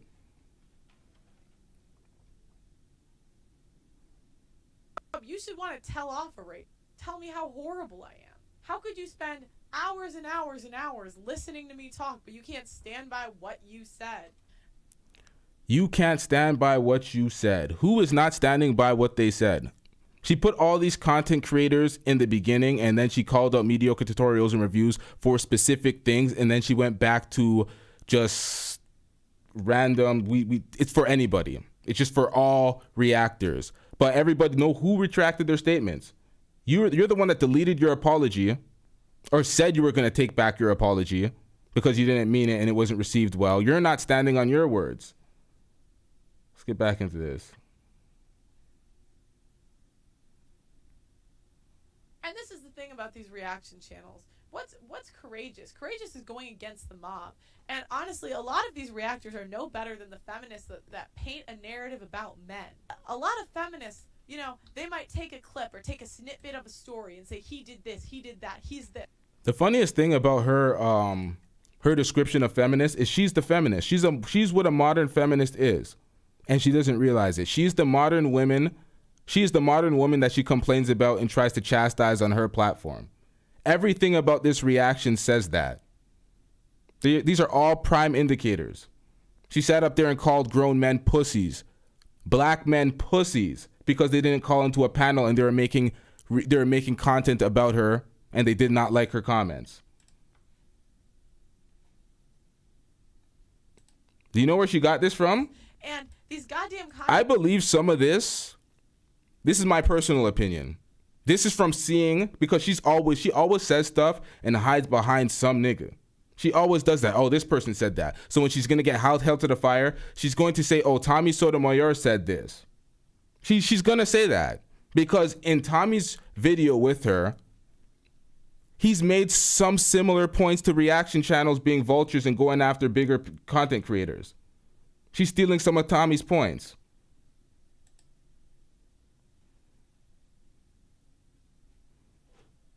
Creators do the same thing. And you could say what I said was inaccurate, maybe insensitive, but to say you questioned my morals? Are you kidding me? And that's the thing. We live in this society where we no longer can give people the benefit of the doubt. And that's the worst part, is that MTR didn't even watch the full video. Even though he met my sister, he spent a bunch of time with me. He came over to see me in London. We shot so much content for him. He still couldn't even give me the benefit of the doubt and felt like he needed to cater to his audience. We shot content for him? She's acting like she did him a favor. Do you know who I respect? I respect the content creators that doubled down because they knew me. Anton Daniels, he got a lot of pushback for defending me. Obsidian, he got a lot of pushback for defending me. She's cool with me. I wouldn't call her a friend, but it is definitely a person that I've had multiple different conversations to. She's added value into my life. Hey, yo. I gave her, hopefully reciprocated and gave her some game. We didn't kick it in person. She'd have met my wife. But they know me in real life. So they know I've been nothing but polite. They know that I do my best to be friendly and kind to people. And they refuse to profit off me. And I'm not trying to paint myself with nothing. Game. I gave her, hopefully reciprocated and gave her some game. We didn't kick it in person. She'd have met my wife. Conversations too. She's back for defending. My bad, y'all. This is important. I had some camera fails. This has been kind of a struggle stream with this camera. I don't know what the fuck going on. I should have cleaned that before the stream. I got to hold that L in that regard. But this is an important thing. She's talking about the people that doubled down on their stance, the people that had financial interests with her that wanted to continue that going, such as Obsidian, he had a big stream with her and he had an interview with her after, and Anton Daniels, who had an interview off of this whole thing. So he aligned his financial interest in that regard with Pearl. Anton Daniels does something so egregious here because Anton's one of those people that talks about, oh, he can mold any women get around him. These black women get around him. They come under his wing. He leads them. He's X, Y, and Z. Watch the dumb shit he says right here. She's cool with me. I wouldn't call her a friend, but it is definitely a person that I've had multiple different conversations to. She's added value into my life behind the scenes, gave me some game. I gave her, hopefully reciprocated and gave her some game. Now, notice how humble he is to White Massa right here. She gave me some game. I gave her some game. Hopefully it was reciprocal. Hopefully, nigga. Oh, shut up, nigga. What happened to all that confidence? You putting these girls on leadership. All these black women follow your game. You don't take no advice from these women. You know how to lead. You're that guy, right? But all of a sudden, the white woman gives you some game and you digest it. Oh yeah, I got some game from her as a content creator. She's above me. But hopefully I reciprocated. Hopefully the expertise and the things that I got that built multiple platforms that put on a lot of black people, hopefully that will give her a nugget of something. It's like, are you kidding me, my nigga? I seen the conversation Anton had with her. He was giving her more gems than she was giving him. But he puts her on a pedestal like she's above him, trying to be all humble now. When the fuck is this nigga humble when it comes to women? Or black women, at least. The fuck, nigga? The fuck?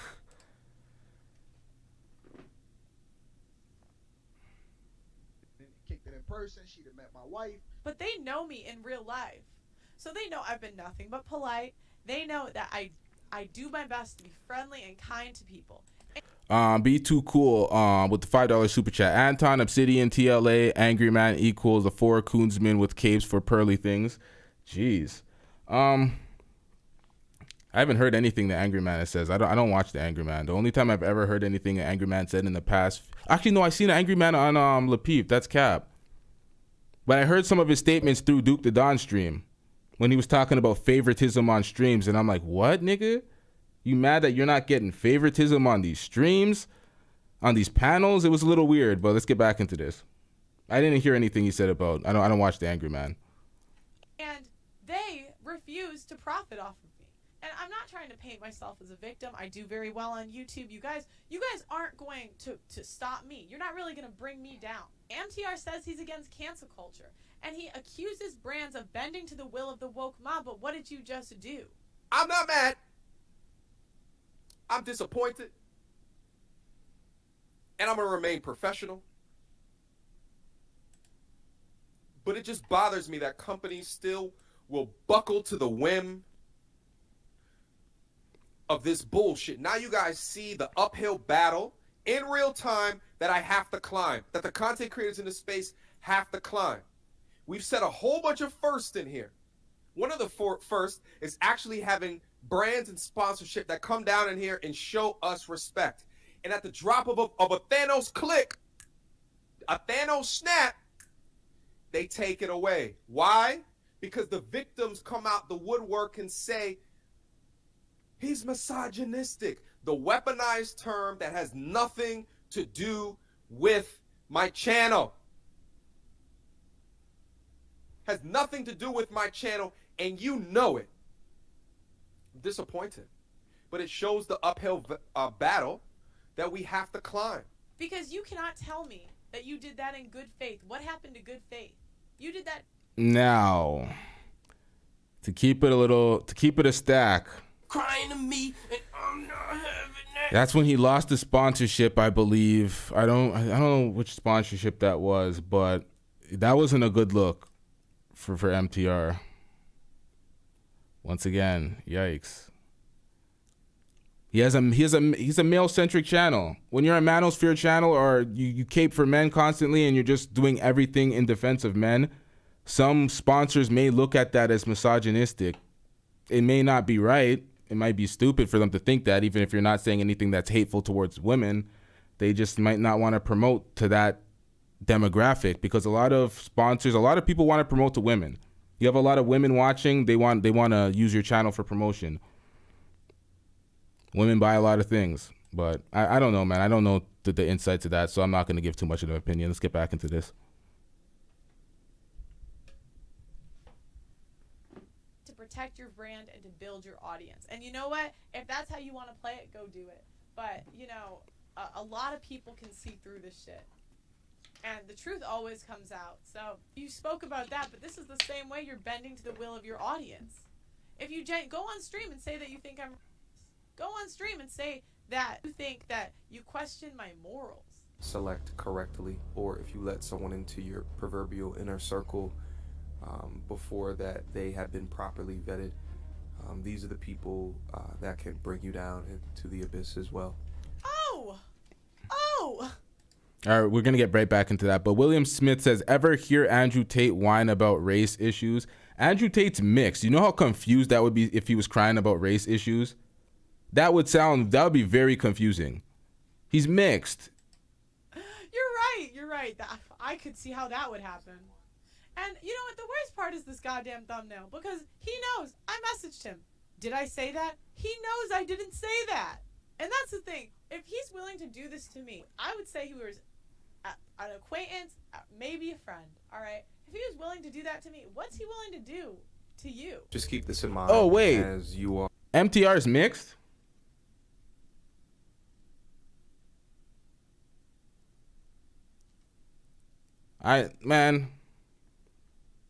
Well, there is a lot of mixed folks that do take the black side completely. There is also that. I didn't know he was mixed. I don't just assume every light-skinned nigga's mixed, but I don't know. Let's get back into this. Are creating friendships throughout your life is that when everything is going good, It's high time for your acquaintances. But when things are not so good, the acquaintances will slowly shift to the back. Oh!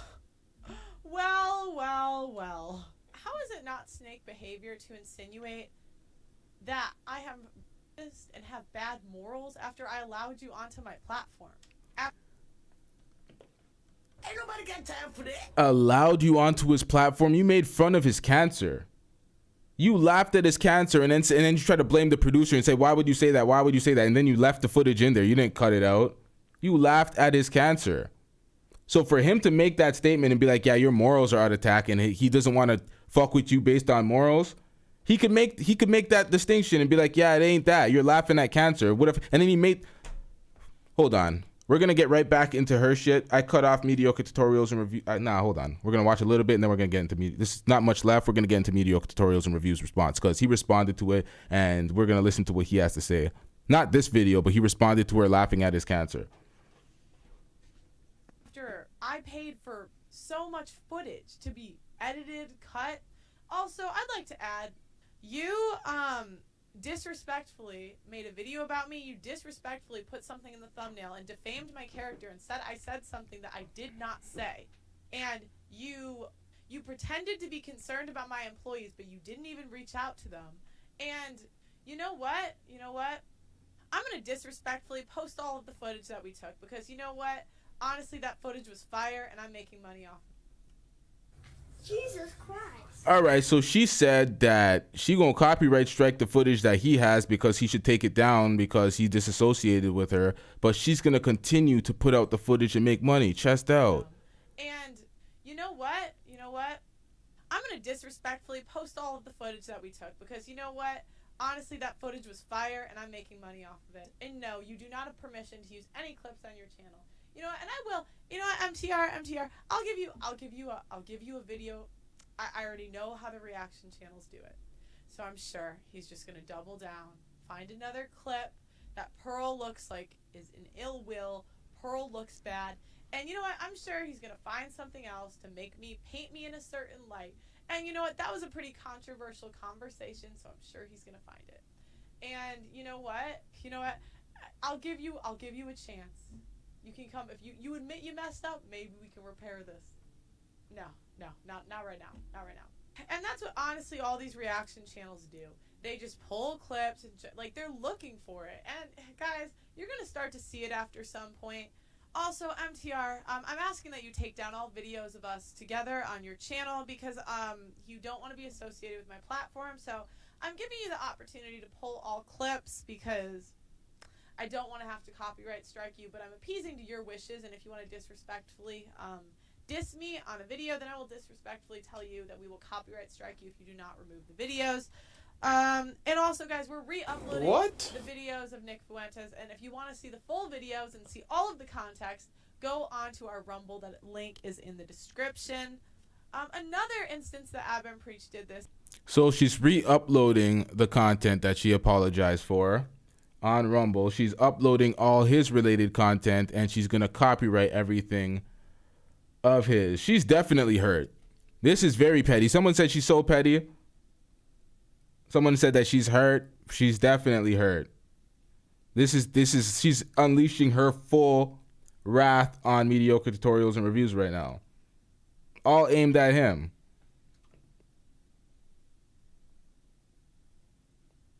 Definitely bitter. Emotional damage is with Fresh and Fit. So Abba and Preach tried to say that Fresh and Fit laughed at a proud grapist. Charleston Wright, but the reality is he was talking about his past. Stop the cap. Now, she's trying her best to cape for Fresh and Fit when they didn't ask for her help. They didn't ask for an alliance. She's trying to get them on her side. And it's so obvious. This whole reframing what Charleston White says. Charleston White says some fucked up shit. All right. We got to fight. Hold on. Let me get this super chat. Be too cool with the $5 super chat. Yo, MTR not reaching out to her employees. He has. Hold on. Let me get some water. Struggling out here. Be too cool says, yo, MTR not reaching out to her employees has a whole lot of nothing to do with nothing and doesn't even relate to any parts of the argument. Shake my head. I think she's saying that because he said he voiced some concern in his video for her employees being black employees and they disrespected, or she disrespected them and blah, blah, blah. She's saying that because he knows them personally. It's not like the random reactors or people covering it that don't know them from a hole in the wall and don't really give a fuck about her production staff. He made the point about her production staff, and that's why I think she made it. But I don't know, man. Let's get back into this. She's definitely pandering to Fresh and Fit, though. Why people shouldn't take his path. That's what he was talking about on the platform, and that's what they do. Okay, you can have someone on the show that's controversial, that's made mistakes in the past, and if you get along with them, if you're kind to them, if you're polite to them, they try to frame it like you believe what you believe, you support what they support. And these men, that all they do is react. They've never brought on guests. They've never done a live in studio. Not well anymore. Stop the cap. I don't know who she's referring to. She has to say names when she says shit like this. Who hasn't done this? You support what they support. And these men, that all they do is react. They've never brought on guests. They've never done a Who does this apply to? They try to frame it like you believe what you believe, you support what they support. And these men, that all they do is react. They've never brought on guests. They've never done a live in studio. Not well anyway, to the point that anyone knows who they are. They want to tell us how to do it. And honestly, and it's very hypocritical because Abba and Preach have laughed at grape jokes, male grape jokes. And, you know, I could pull a clip from there and do the YouTube blood sport and paint them out a certain way. Me personally, when I see a girl with like a nice booty, I'm always like, I like you and I want you. And I'm gonna have you. Okay, so the Boondocks joke. The Boondocks joke where he was talking about graping a man, they laughed about. Are we supposed to take this serious? We're supposed to be offended by this? Francois with the $2 super chat. She's trying to take down Abba and Preach. That ain't gonna work. You know what she needs to do? She needs to hold a seat somewhere. Man, sit your dumb ass down. Now, I tell you what. I like you, and I want you. Now, we can do this the easy way, or we can do it the hard way. The choice is yours. Well, I don't think you and I will be doing anything any kind of way. Okay, I see you choosing the hard way. Okay, cut. This isn't working. Someone get this guy out.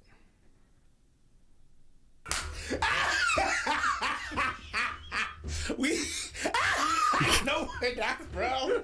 And that's disturbing. Lee Johnson, booty warrior. I don't want to do that, but, and you know, I understand there's always going to be entertainment. What is the problem with laughing at that joke? Nobody's canceling them for that. Like, that was a reach. If the man value, I understand that, but it's just getting to a point where we're starting to defame people's characters, and I'm just tired of the lying. I'm so tired of the lying. And the other thing that's insulting is a lot of these reactors that are pretending to steal. Ma'am, you saying they're defaming your character? They are the reaction people are defaming your character and they're lying. You know what they do in cases like that, or normal people do? They sue for defamation. You're not going to do any of the sort. Why? Because people are just pointing the things that you set out, framing it, and suggesting that you may be racist, or at least an unlikable character that they don't fuck with. And you're mad at that. And you're trying to tranny shame people into fucking with your platform. It's not going to work. We have the right to not fuck with you. If you don't get that bullshit out of my face, bitch. And then when you question a black man's pro-blackness while observing all the activity that he does, being a white lady on a platform, you come across as an entitled Karen that thinks you can have an opinion and tell people about themselves in any type of way, and they can't put that same mirror up to you and be like, yeah, you look like this, ma'am. At 26, ma'am.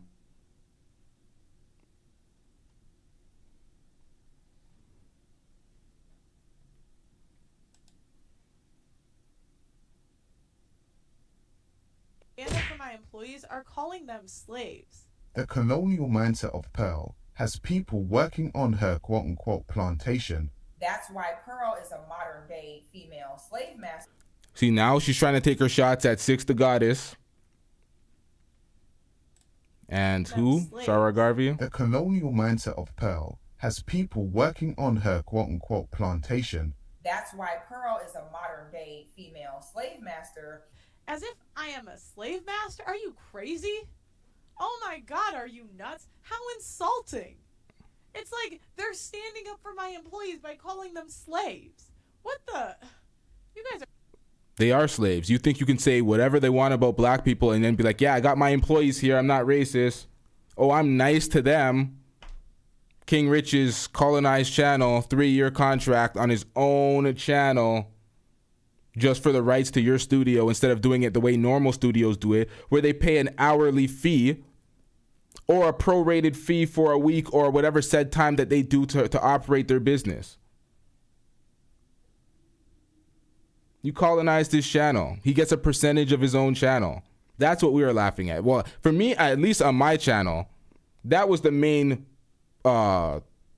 matter of contention that we looked at. We're like, yo, you got this nigga on a slave contract on his own channel and he's not standing up for himself because he can't, because you own him. And then you're going to disrespect all the black men after you offended. Call them pussies for not... Let's get back into this, man. I'm ranting. I'm rambling too much in this one. They're absolutely insane. And again, all of these reactors have never successfully had a YouTube show. And they want to tell us how to do their show. And it's like, if I don't like the way a show is run, I just don't watch it. But all of these reactors want to insert their opinions and tell them how we should have our conversations. William Smith, you said you worked on a plantation in real life. How about you call in, sir? I want to hear what you got to say on this, because you've been going off in the comment section. I want to get your opinion on some of these things, because you said you worked in a plantation in real life. Let's hear the explanation on that.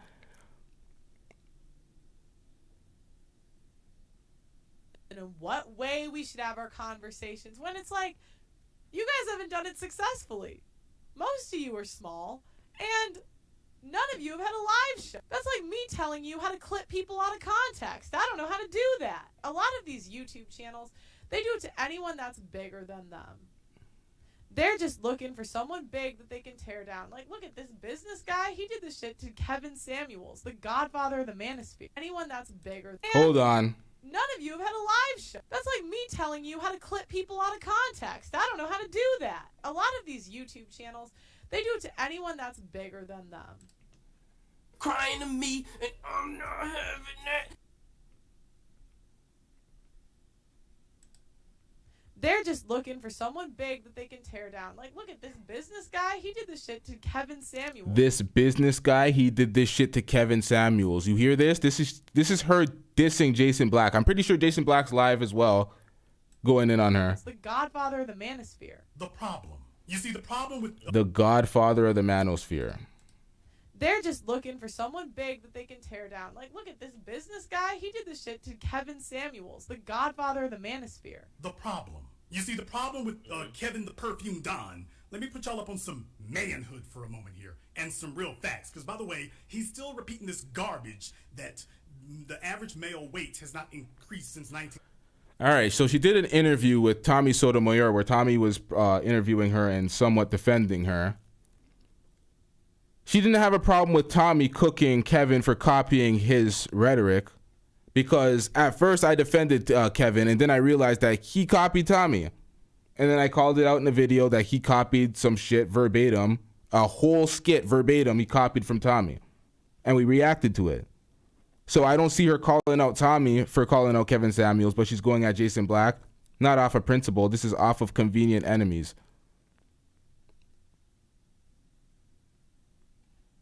It's convenient for her. I corrected him about that last year. He's still running around lying and talking about men have only gained 5 pounds since 1969 and women have gained 30. Nonsense. They both gained about the same amount of weight, according to the CDC website. And he's still lying because he has a narrative that he wants to look down on women about. So he just lies about things. And none of y'all who claim you were learning anything, none of you have ever called him up to correct him and say, hey, dude, I can't ride with you telling outright lies to make your point. You can make a point. All right, William Smith.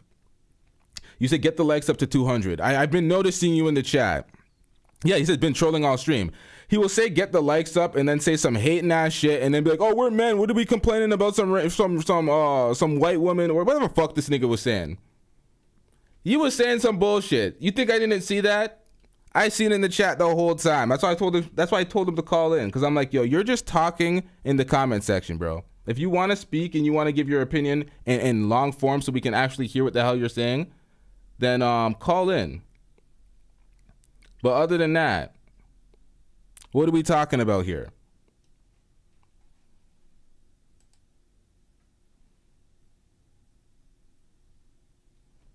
But if you gotta lie to make a point, it's not something worth giving. And he said that Kevin Samuels was lying in order to tear down black women. Do you know how disrespectful that is? And in this clip, MTR, how hypocritical is it? You're saying that was disrespectful? Do you know how you disrespected O'Shea, even questioning how pro-black he is? Being a white woman? She has no self-awareness. It's ridiculous. That's why she goes into the mentality. She thinks she's special. She thinks she's above everything. Fool. Of you to say that people should not have formed an opinion on Kevin Samuels without watching his full content, but yet you can make a reaction on me without watching the full video. What's happening in the world today? I think that with the advent, may he, rest in peace and whatever you feel about him, Kevin Samuels, he made a whole living off of going hard on us. He made a living. Did you tune in? Did you listen? I never, because I wouldn't let that get in my spirit. Of course. But my point is, he had a lot of men that I know and respect were following him and listening to him. I thought that she was a journalist. So as a journalist, she formed her opinion about somebody that she didn't even watch his content? I mean, she just said it. Men that she respect followed him. So instead of trying to understand why you set up a false narrative of him and rebuke him from your life, you simply and utterly cannot make this shit up. Modern women today are conditioned not to care what men think, but are conditioned to only hearing how awesome they are. And that's exactly why most cannot keep us. And this is the other issue with O'Shea Duke Jackson. He doesn't trust the employees to know if they work for someone or sexist or that hates black women. His words. Now the whole world looks at your employees as buck broken slaves. Let's be real. They all go out sad constantly. All of them. Not all of them. I can't say all of them. I don't know all of them. The ones that were on air speaking, they all went out sad. She kind of has mediocre tutorials and reviews looking bad in some of the comments that he made. Some of it does makes him look a little hypocritical. The way he reacted to it and responded to it, she makes him look kind of bad in this. I'm interested to seeing a response. Everything else is a complete reach and a fail. Everything she comes for O'Shea, Jason Black, absolute fail. It made her worse for herself. She looks even dumber and more racist coming for them. But MTR looks pretty bad in this, not gonna lie. She had too many correct buzzers on MTR. Let's get back into this. And yet he thinks that he knows when he doesn't even live in this country. He's never even interacted with us. O'Shea, you've known King Richie's for a couple years now. Why didn't you sign him? You care so much about the black community, and you're... We're on YouTube, ma'am. The land of independence. He didn't want to sign him and take away his freedom. Him leaving him a free agent, allowing him to believe in himself to flourish, that was doing him a favor. Signing him would be taking away his freedom and have him working for him. This is YouTube, ma'am. Like, I don't know why they keep trying to reframe this like we're all working for separate companies at places and we're all on like this is not normal 9 to 5s. This is YouTube. We're all entrepreneurs. Most of us are entrepreneurs on this platform. Let's get back into it. You're the first to critique me, but I did what you didn't want to do. Why didn't you sign him? Now he's having more success than he's ever had, and he's incredibly talented, and he's worked so incredibly hard for that. But you're the first one to criticize me. Yeah, on this 360 deal. Me and call me names when I did what you could have done. And I did what you could have done immediately. I've only been, YouTube famous for maybe 6 months. And then I started helping other people. I started signing talent. And I know you've got your network. I know you've got your very mid set. But if you care so much, why didn't you do it? And MTR, what you did to me in the thumbnail was actually wrong. That was so wrong. Stay tuned for posting all the content that MTR do not want us to post because we do not care. And you guys agreed to it, and you can't take back your consent. And also, MTR, I will expect the videos, all videos. Now, this is what she's completely hypocritical. You agreed to it, you cannot remove your consent. That goes for the videos that he also posted on his channel. You agreed to it, you cannot remove your consent. That's what you're trying to do. You're trying to put copyright strikes on him. This is horrible. MTR do not want us to post because we do not care. And you guys agreed to it, and you can't take back your consent. And also, MTR, I will expect the videos, all videos with me in it, down within 48 hours because you do not want to associate with my brand. And I respect that. It's funny because what they're doing to me is he doesn't want to associate with your brand for anything that you shot in the future. Everything that was in the past was prior to that situation happening and him allegedly seeing your true colors or being swayed by his chat, which one happened to him. Nonetheless, you are retroactively removing consent in the same way you said he can't do. So you're going to post the videos anyway. So you're justifying it with the same action that you're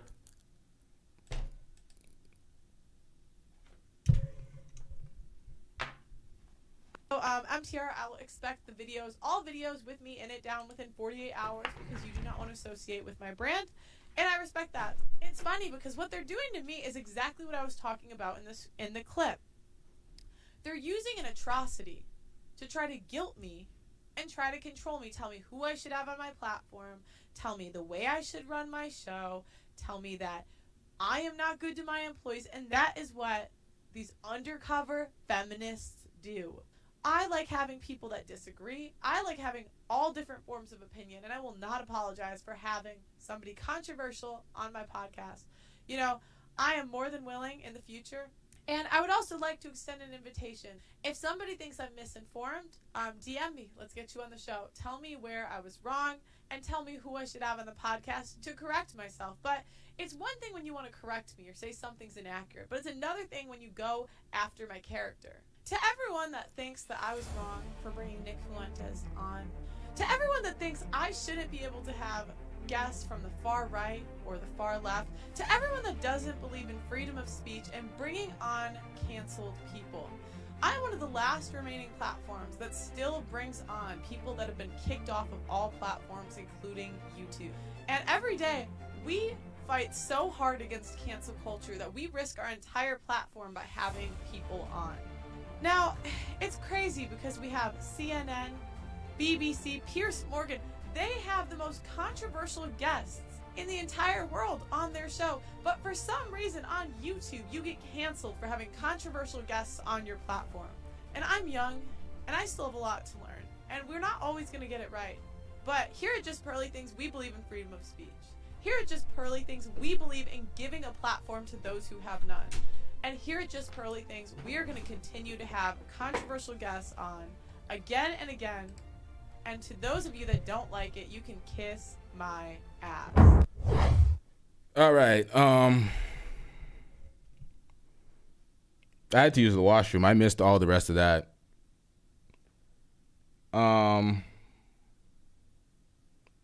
What the hell did she say? I don't want to rewind this for y'all because y'all don't want to have to witness this twice. But I had to go to the washroom. I didn't want to leave y'all on hold, so I let y'all listen to Pearl for a little bit. Fuck this bitch say.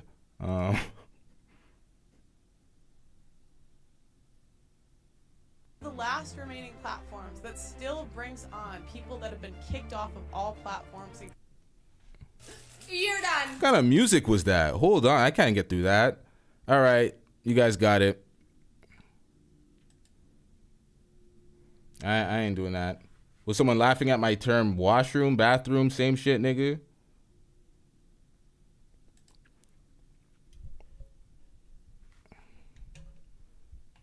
Let's get back into mediocre tutorials and reviews response while I get myself hydrated a little bit And let's finish off this show.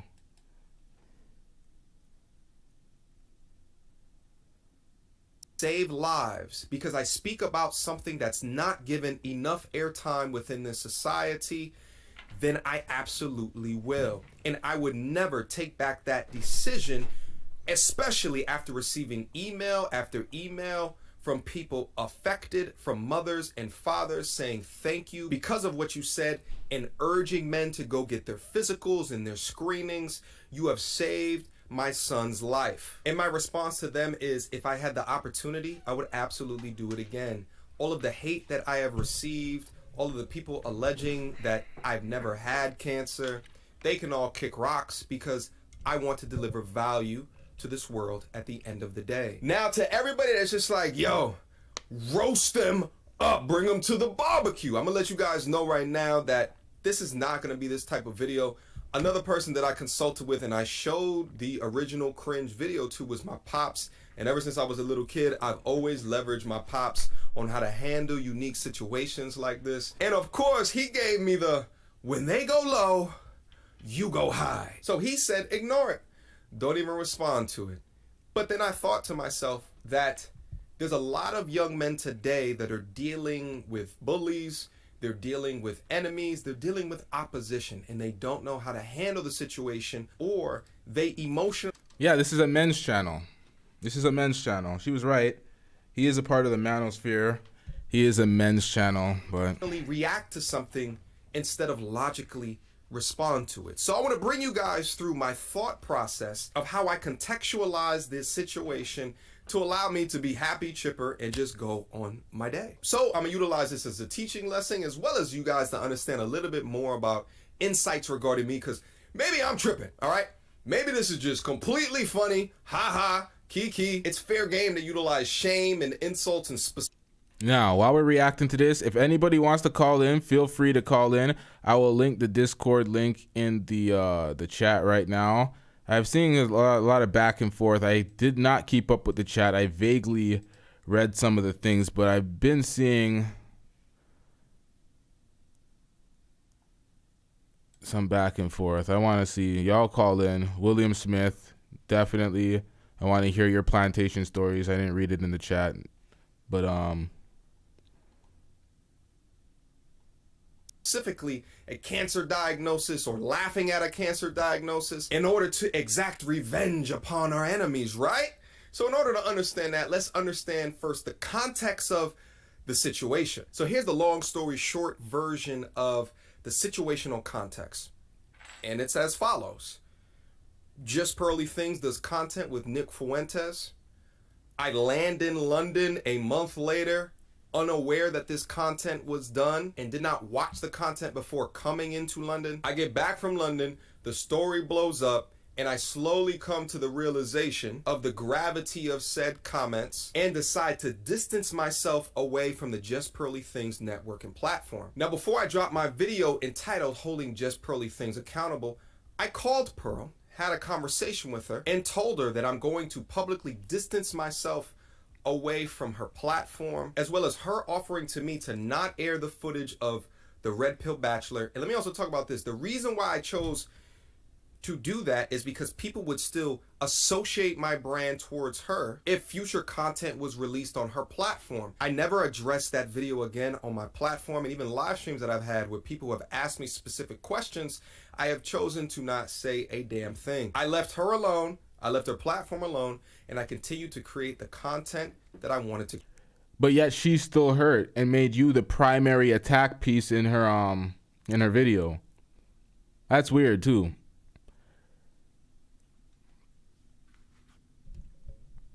He still didn't fully address the issue at hand when it came to the conversation that they had prior. He did tell her that he was going to do it, but he said he's going to be stern and stop the bleeding. That does indicate he was more concerned about the look and the image instead of standing on the principle of not fucking with somebody like that. It's not really about the look and the image. It's about, I'm not sure. It's not a good look. I'm looking forward to seeing another reaction video. I know he's not trying to go back and forth with this, But this one was prior to her response, and I'm gonna need a little bit more because I'm gonna need an explanation for that. It looks really funny in the light. It looks exactly what I presumed initially. I got cooked in the comments for it because there's some MTR fans over there, but it is what it is, man.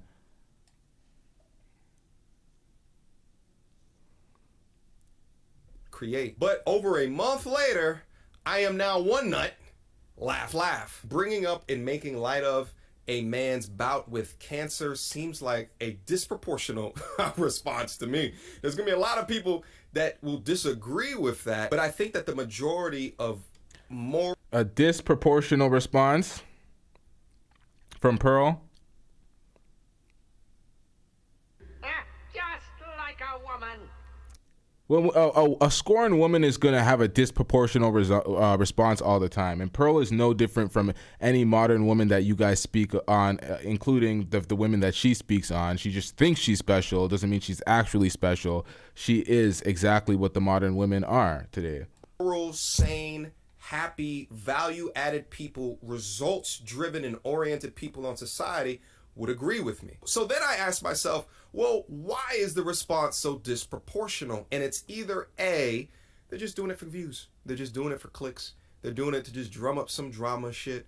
Maybe the views are declining over there and this is what they got to do in order to stir shit up. Or B, they are genuinely very upset, mad, and angry that I have chosen to distance myself away from them from a platform or a business perspective. It's like she's more mad that I distanced myself away from the platform than I was mad at the doctor for throwing my right nut away. This shit kind of reminds me of some modern woman shit. Like, I think she was more mad at, now that I'm thinking about it, I think she's way more mad at mediocre tutorials and reviews because the rest of us are just randoms putting judgment on her. We're reacting to the content and we don't know her personally, so she's not taking it as personal. What mediocre tutorials and reviews knows her personally, and then he disassociates himself based on what she thinks is the comments that did it. And I actually think it is the comments, the way it looks as well, more than him standing on the principle. I'm not sure though, but that's what it looks like, especially with the evidence of the text messages, the private text messages that she shouldn't have shared. But with that there, it kind of looks like stop the bleeding, stop. It looks like a PR image cleanup. It doesn't look good for mediocre tutorials and reviews. I've said this many times, but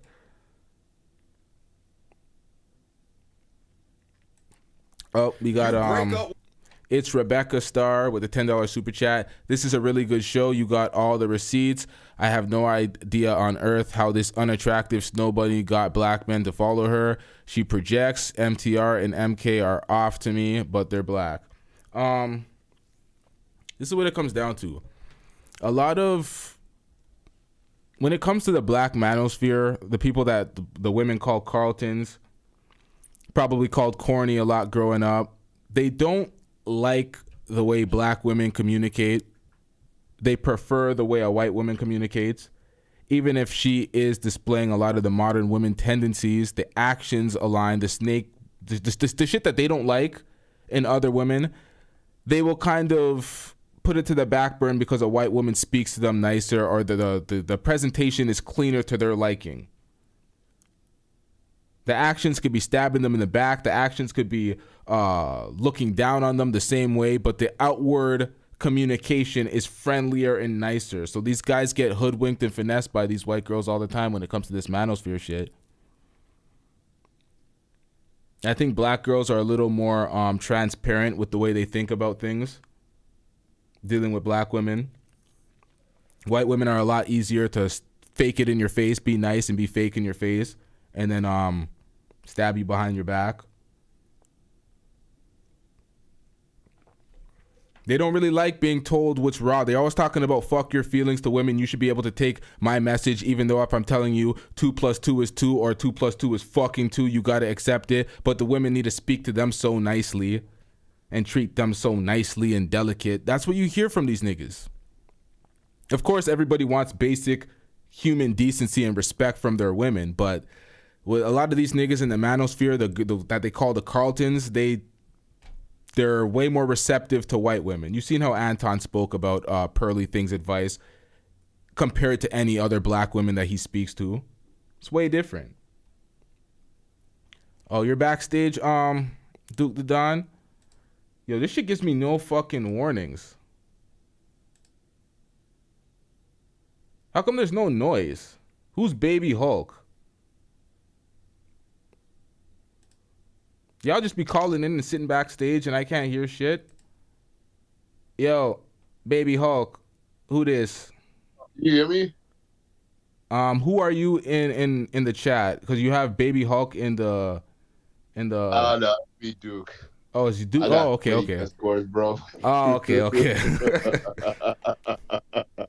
Hey, listen, how do you think we about crew be doing the work we doing, bro? We out here.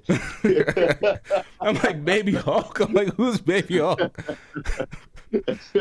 Hey, where's William, though? We trying to really find out who William at. Hey, William, hop on, dog. Don't worry. We trying to find out what you going to. Now, William's cap, man. He's trying to cause shit in the comment section and derail the conversation. I know some niggas that do that shit periodically. That's what he's doing. He ain't calling in. Hey, but appreciate the show you're doing tonight, man. I honestly can't believe this because I'm gonna be covering that Pearly thing as soon as I get back in town. I had to get out of town for a couple business trips. But yeah, I just found it ridiculous that she and what was that dude, Blessing? They went as far as to go after dude's cancer. That is ridiculous. Like, yeah. I mean, Pearl, bro. That's a whole new low. Pearl has no she has no self-awareness. I don't know what to tell you. Yep.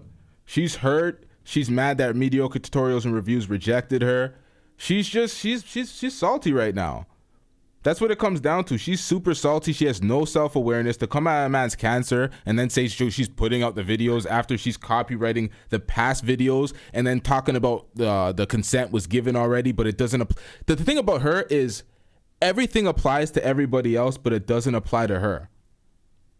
Facts. It's I'm special in this way. That's what I'm saying. You put that perfectly, man, because like she doesn't realize that she is behaving like the exact same entitled modern woman that like she's basically railing against and built a platform off of basically dissing, you know what I'm saying? So I just find it interesting how she's so ignorant of her own behavior. And one thing I found odd is like this whole fresh and fit situation. First things first, knowing Myron Gaines, he's never ever gonna claim Pearly things.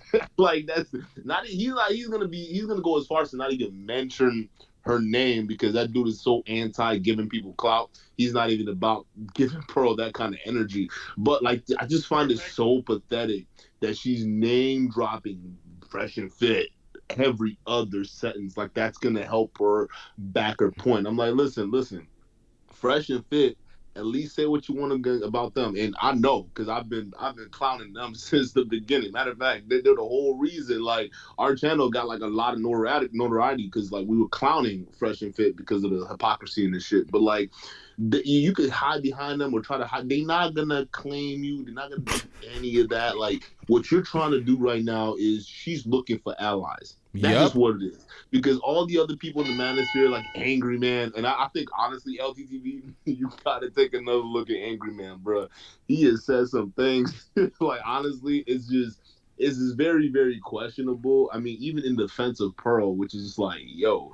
But Angry Man, the Obsidians, Anton Daniels, think about it. Those guys don't even have the kind of clout power to be able to. I mean, yeah, they're backing her up, but the clout power they have isn't enough to really protect her or shield her, and she knows that. Right? That's why she's going behind guys like Fresh and Fit and name dropping them. Because the moment Myron says something about the Pearl drama or Fresh Prince, aka Walk 2 Weeks, decide to say something about the Pearl drama, she's gonna feel insulated. And all those little Pearly boys that come in and surround her and protect her and do all these different things. And that's what she's hoping for. Because realistically, think about it. Why would she come out with this video if she actually wasn't really feeling the heat? She's feeling the heat. And that's why, like, a lot of times I encourage a lot of people as much as possible to keep the pressure on this woman's neck. Because although it doesn't look like she's feeling it, or though she tries to do her best to brush it off, it's hurting her and her platform deep down, especially when she sees guys like O'Shea Duke Jackson. She sees guys like MTR doing videos after videos after videos. It really kills her. So what is she looking for? She's looking for that big platform that can insulate her. That's why she's name dropping these dudes so freaking hard. And it's honestly just pathetic just watching it go down. And I would, the very little respect that I have for the Fresh and Fit platform, which is nothing, right? But that little microscopic chasm that's there would be gone if Myron ever stepped up and said, hey, we got to protect Pearly and like that. And I know they're not going to do that, but that's what she's looking for, right? Yeah. Because at the end of the day, she's running out of allies. And a lot of these dudes in the Black manosphere that just wasted their platforms trying to hate for her, it's not going to work anymore. Right, and it clearly hasn't been working since the pressure's been put on her neck. That's what I'm saying. Everybody who's got a platform and can talk about it, keep it on her neck because she's feeling it. Her platform feeling the views. I mean, the sub count's going up, but realistically, those are paid for. Rollo Tomasi, the guy she's quoting all the time, literally came out a video and admitted that she may have been paying for subs because there's no way you can be at 1 million+ subscribers and still not be verified. Hell, Anton is at 100,000, 60 or 170,000 subscribers. He's verified. All these other channels over 100,000 subscribers, they're verified. But there's a reason why she's over 1 million, and no one's asked that question yet. Why is she over 1 million and hasn't have a verified platform? Because the moment she submits that application to get verified by YouTube, they're gonna go ahead and do that audit. They're gonna see some things that are strange, and then they clear house or delete her channel. That's what's gonna happen. Yo, I never even thought about that. I never for one second thought, why is she not verified? I didn't even think about YouTube verifications. I don't watch it like that. I thought you like made the choice to verify it if you wanted, or I don't know anything about YouTube verifications like that.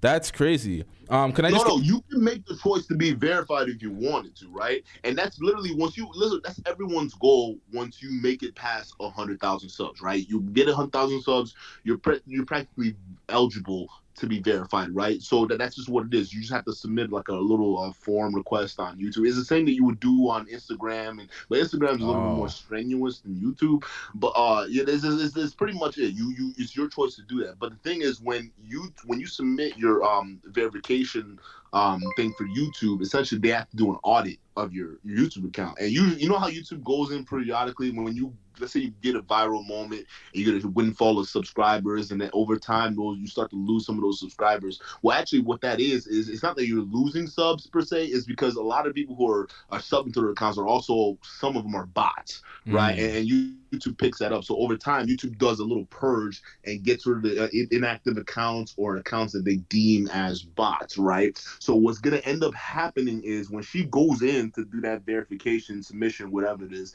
that same thing, the same application is going to be there. And I'm not sure if she's going to be comfortable with what YouTube finds, right? And there are a couple of other accounts that are over 100,000 subscribers that have been guaranteed to be paying for subs. And essentially, they haven't gotten that subscriber check mark because they know what YouTube is going to do, not only to their accounts, because it's highly against YouTube policy, but what it's going to actually do to them. It's going to pretty much wipe them out, right? Because a lot of these guys, yeah, it's actually pretty bad, and people don't really think about this. I don't know if you know this guy. I've been clowning him for a while. His name is John Anthony Lifestyle. He's that guy that claimed to have sex with over 1,500 women. He's got a tattoo on his hands, and so he's a big red pill weirdo. But he's got over 100,000, 170,000 subscribers not verified because he's paid for subs. And then if you want to move it back to Pearl, her Massa Rollo, right, or her mentor Rollo, like she likes to name drop the whole time. He's the one basically levying that claim. He's the main one. Like, bruh, look at his Pearl exposed videos. Like, he says it right there. This is Rollo Tomasi, the fraudulent godfather of the red pill. He's telling you that she is paying for subs. There's a reason why a lot of these dudes in this white manosphere, however, the greater manosphere, however you want to call it, are saying that she is fake because they know she's paying for subs. They understand. Yo, do you notice something? There's a whole bunch of people in the white manosphere, a whole bunch of white men in the white manosphere that held her accountable and went in on her for her comments and the shit that she's done in the past interviews in the past month or a month and a half. And she only went at everybody in Black YouTube. She pulled up all the people in Black YouTube and went at them and said that they're just selectively outraged, but she didn't mention not a single white person holding her accountable for her actions. That's what's crazy. Yeah. She doesn't see her own racial bias. She has no respect for black men. She's capping, and I'm like, this is what I'm saying. We like, they're just because I've been exposing these people for a while. Maybe not Pearl. Pearl has only been recent because she just now got on the radar. But like guys like Rollo Tomasi, guys like John Anthony Lifestyle, guys like Fresh and Fit, these guys, the grift goes way back. And once when you like really look into these guys, you start to pay attention to like the little tactics that they do, right? And you actually called out a lot of what Pearl does, right? Some of the manipulation nonsense that she does in her streams to try to make herself look better than thou. But realistically, it's just a front. But if you go back, a lot of these grifters are doing that. It's like almost like, I don't know if there's a playbook out there on how to be a grifter. I don't understand, right? But like there's something out there where, you know, maybe you buy little subs here and you pay a little promo here, because realistically, if you look at her view count, right? Look at her daily views, like per video drop. Really, for her sub count, she's supposed to be averaging at least 3 to 5% of her subscriber count. Meaning, every video she drops, at least 50,000 views per video at the bare minimum. 30 to 50,000. 30 being the low end, right? But she's not even getting that. She's getting the same views that you and I would get on a normal drop. You know, it makes sense. Do you know what I think? I think some of that has to do with the fact that she thinks she's doing a lot of hard work by putting out 10 clips a day, but they're doing a 2-hour show and they're just chopping up every 15, 20-minute block and putting out a clip with a lazy title. And they're putting out so many of those per day. I'm thinking, O'Shea said it. He said the click-through rate on those are probably low as fuck. And I think that's a lot of... I think that's what it comes out to. The Chrome, because Google Chrome, I love Chrome, because Chrome, first of all, Chrome has a lot of built-in dev tools that you can just utilize, but also the extension packages and the support that they have for those are just immaculate. They're actually extension tools that you can use to figure all that stuff out. Like listen, bro, it's not, it's like even some of these they're platforms like I don't know, is it vidIQ or there's some of these other platforms that like they use some of the dev tools off of Chrome to give you some of these analytics from YouTube and things like that, but they will let you know what's going on, like the click-through rate. It's not that good. Her click-through rate is no different from your channel, no different from some of these other channels that are right around in our area, right? She's realistically, she almost to get the same, what do you call it, the same amount of like she's almost like volume maxing a little bit, right? She almost has to post a lot more content per day to equal the amount of what she would get on a one post. If that makes sense, right? If you for sub count her size, right? Because if you look at channels like Mediocre Reviews and Tutorials, right? Even Playback. I don't know if you're familiar with Playback at all. Yeah. The Playback channel, right? A shout out to them. Marcel, he's been on the show. Hold on. My bad. This is a $50 super chat. I didn't even read this. My bad, yo. Shit. Yeah, you got to take it. This is the biggest one, and I'm just sitting down. Yo, pause, man. I fucked this one up. Hold on, yo. Hold on. Yeah, there we go. This is from I am DPP, which is discipline, prioritize, and purpose. Says us light-skinned brothers are BK2. Some W people married in our family back in the day. For example, my great-great-great-grandfather was mulatto, father's side, mother's side, great-great European lady married into the family. Okay, so this is the mixed people are people that are cut with something, standing up for being black as well. Yeah, I get it. I understand it. Like, honestly, for those people who are bought into that mixed thing, black thing, I just want y'all to know, like, this whole you're not black or black, and like that. First of all, that means nothing to me. I'm sure that means nothing to you, LTTV, because I think that's just more grounds for division. I think people who are promoting that nonsense, they're just finding every nook and cranny to disqualify or discredit people. That's why I don't really buy into that nonsense, because I mean, like, okay, if they're mixed, whatever, it is what it is, right? what are you gonna say? You Yep. criticize them on the things that they're doing. Is it wrong? If it's wrong, then they need to be criticized for it. If it's not, then what the fuck did the race got to do with it, right? But unfortunately, you gotta pay attention to people who are bringing that into the play, right? People who are bringing that into play are people who it's almost like they have an alternative motive, or they really don't have an argument. So they're gonna bring the skin color. Like some of the guys who were, I was watching the video.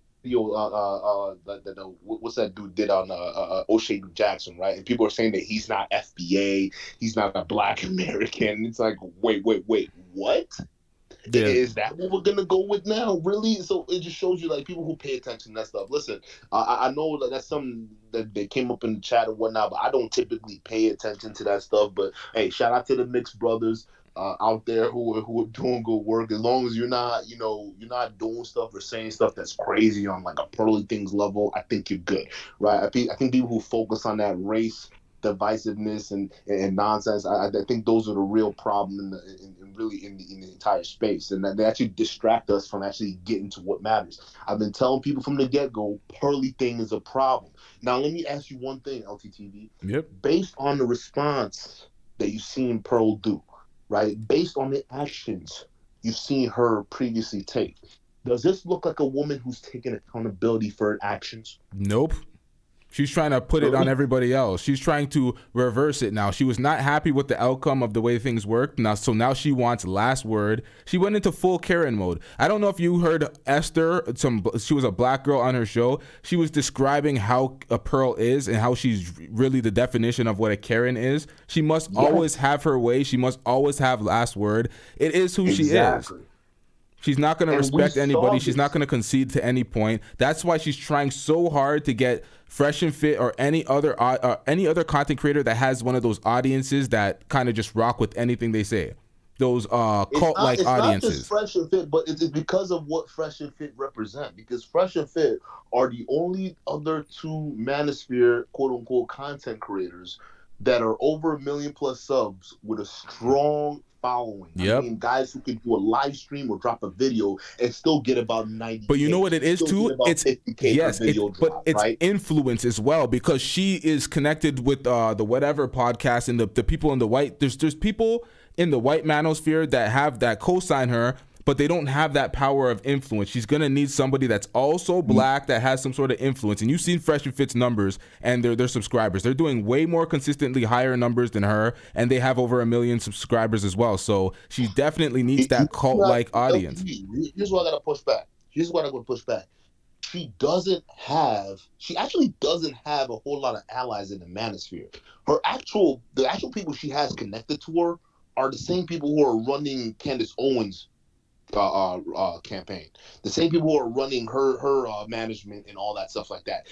That's what Sarah Ghali was talking about. But she got that new deal with the whole the whole not Black conservative, but the whole conservative deal with Candace Owens and the Daily Mail, or what is it, Daily Mail or the Daily Wire? It's one of those two. But it's the Daily Wire. My bad. But she's got that management team on lock. Matter of fact, that's when the whole idea of the new quote-unquote slave contract we know today, that's where that came from. It's from Candace Owens' camp. Matter of fact, the lead attorney further corroborated that by saying that the management team that Pro's working with, he had to fight hard because he used to pay to get consultations from that same team, but now that he's linked up with Pearl, he gets to sit in with those consultations for free. So the Pearl, realistically, where she comes from is from the conservative Republican or whatever you want to call it sphere. Okay, what they're trying to do is actually grip in to the manosphere space. You feel me? So I won't be surprised if Pearl decided to take a pivot and start talking about political issues and whatever issues she wants to talk about. Let's say she wants to go on the Candace Owens train and talk about Black Americans, and what they need to do better at. That's where she's going next. That's where she's going next. That's exactly where she's going next. She's trying to pivot into that conservative shit. That's exactly what she's trying to do.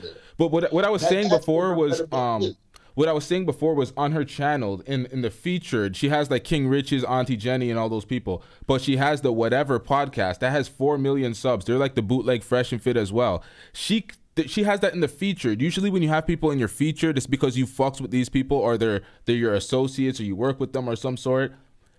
I made the assumption. Here's the thing with the Whatever podcast though. Their whole style is Fresh and Fit now. If you think about it, Yeah. it's a white dude just copying. Think about it. It's another white dude who's copying off of Fresh and Fit style, right? And that's a wild thing. If you pay attention with the same setup, right? I call them podcast bros, right? Anybody you see who comes up there and they got these OnlyFans looking girls and they got these mics and got these dudes talking at these women, and it seems like it's like you almost seem like you've seen this shit before. It's because you have. Fresh and Fit did it, right? And whether you want to make the argument that Yende came up with the Fresh and Fit concept or whatever, that's a different story. But the Whatever podcast definitely got it from Fresh and Fit. It's no different from Elvis Presley stealing his dance moves from black people when he got in the day and made money off of it, became famous. Oh, yo! She's not really affiliated with them. She's trying to use them as to bolster her red pill audience. See, I'm looking at it now. I'm like, Rolo is on it right now. I'm looking at it. Yeah, you're right, bro. This is horrible. Get it now. See, when I'm calling out the grift, bro, see, people think I'm crazy. And I might be slightly crazy, but like maybe I am, because I see this shit. I see these connectings that maybe shouldn't be there, but they are there, and it makes so much freaking sense. Why do you have somebody who's being managed by the Candace Owens platform trying so desperately to get their way into the manosphere space? Not only that, being so elevated to the point they're over 1 million plus subs that you got guys like Valuetainment Money, right? Valuetainment Money. They're hosting Pearl nonstop. Even Adam Sosnick, who's the co-host, or not the co-host, he's the main host of the Valuetainment Money podcast. He's caping for Pearl, basically saying, well, Pearl's not racist, and everyone else is calling Pearl racist. You guys are actually racist. You guys are actually flawed, right? Valuetainment Money is sponsored by Patrick Bet-David, who owns Valuetainment. Patrick Bet-David just offered, what was his name? Tucker Carlson, $100 million deal to come over to Valuetainment. Bro, they're trying to get the whole Republican, conservative, red pill thing. They're using the manosphere to go ahead and grift into it. Why do you think you see guys like Anton trying to basically do whatever they can to protect their bag? Because when you look at this 2024 election that's about to come up, and I'm not saying anything, but the connections are there. There's going to be a big political bag that has to be made. And you got guys like Valuetainment already balls deep into this. Anton, all these other guys who are caping, because they know when the politics hits the bag, especially with guys like Trump, there's going to be a lot of white Republican money flowing in. That's why a lot of these guys are having the same talking points. You guys don't need reparations. You guys need to pull yourself up by the bootstrap. Look at all these talking points that Anton's saying. Look at all these talking points that Obsidian is saying. Look what Angry Man is saying, for Pete's sakes. Angry Man. And when you criticize Angry Man, he goes and he runs and says, well, you guys just hate me because I'm Latino. No, nigga, ain't nobody hating you because you Latino. You bring that up because you're trying to be divisive.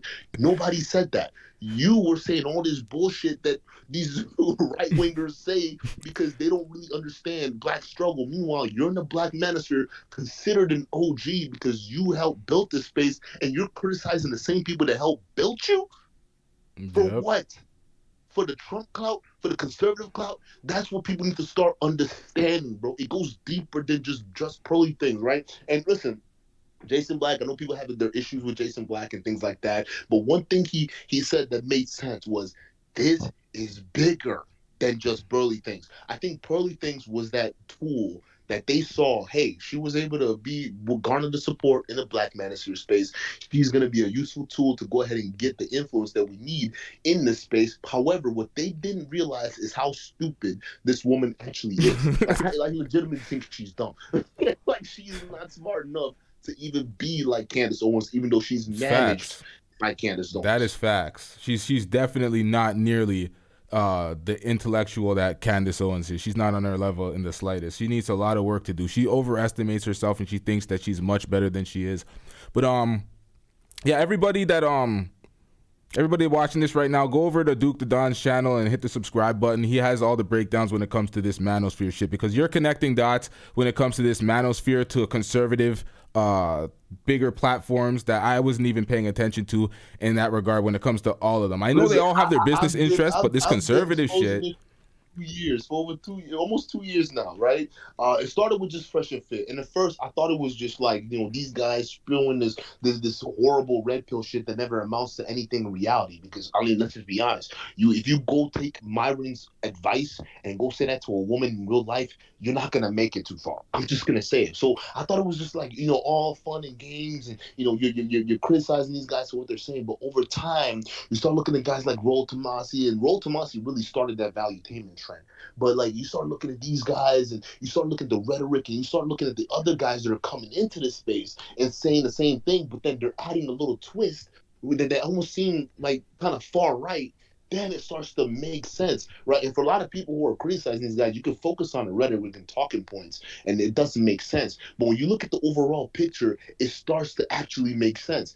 These guys are looking for a fresh new platform, a fresh new set of minds to go ahead and infiltrate. And the Black Manosphere has the largest, and people don't think about this, they have the largest congregation of not only African Americans, but Africans from all over the diaspora, whether you're Dominican, whether you're from the Caribbean, whether you're from Nigeria, whether you're from Jamaica, where you're from, no matter where you're from, if you're Black and you're from the diaspora, you somehow, if you're in the manosphere, that's where a lot of people collectivize, right? So that's what they're seeing right now. A lot of these guys, they want access to those minds, because it's not because of the voting power or anything like that. So let's not even take it there. It's because of the viewership, the potential conversion and the viewership that it brings. And that's what these guys need. Because think about it. If you look at Candace Owens, who are the people that follow her? It's not Black people. Black people don't follow Candace Owens like that. Nobody follows Candace Owens like that, like that are Black. It's the white conservatives, right? But in order to bolster her and legitimize her, including people like Pearl, you don't just want a bunch of white folks or white Republicans following you. You need to legitimize yourself and ingratiate yourself amongst other Black people, right? Yep. It's no different than how a lot of these conservatives try to hide themselves around like guys like Thomas Sowell, right? When he says these stupid shit that, and Thomas Sowell, I don't care what y'all say, he's an idiot. He's an idiot. That I don't listen to everyone always. Hold on, my bad.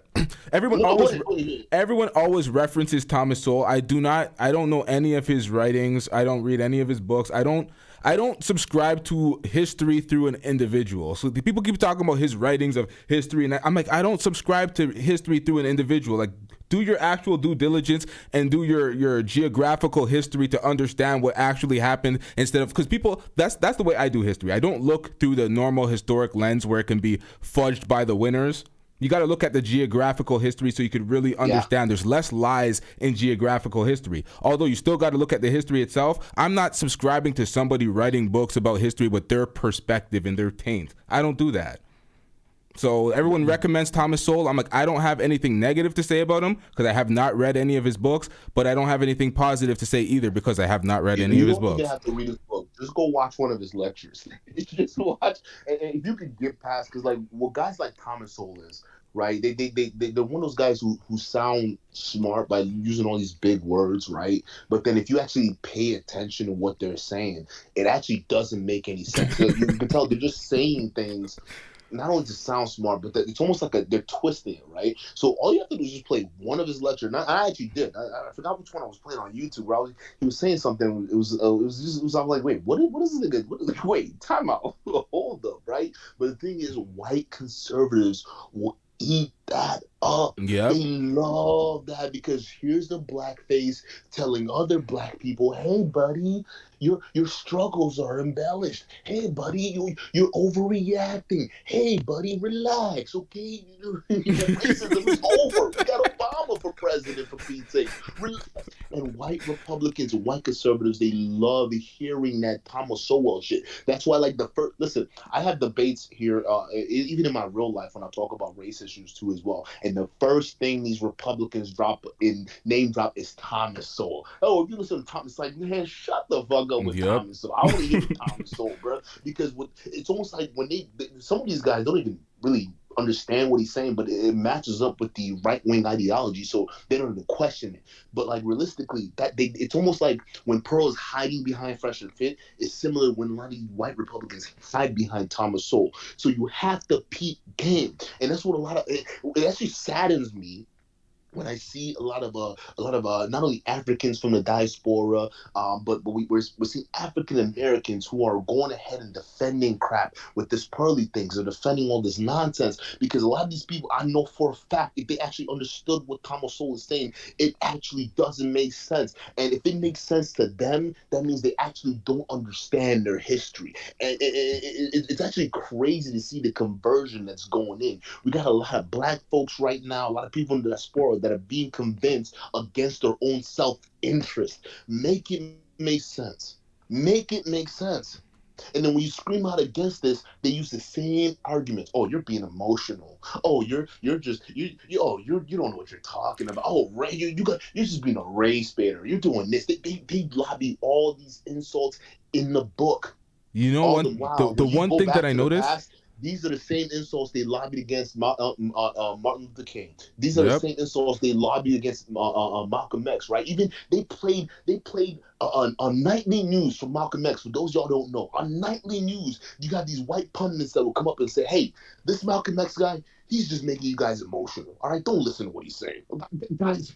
We're past that, okay? He's just making you guys emotional. He wants to rile you up. You guys gotta relax." Every day on nightly news, they will come up on media. These white pundits will tell you that these black civil rights leaders are doing nothing but to aggravate you and make you emotional, right? And you fast forward 2023, ain't shit changed, and you expect me, seeing what happened back then, seeing what's happening now, to not say nothing? I don't care if you think I'm emotional talking about this. I don't care if you think I'm getting a lot of people aggravated about this, right? I don't care if we talk about roots, getting people mad about what happened about slavery. They should be mad.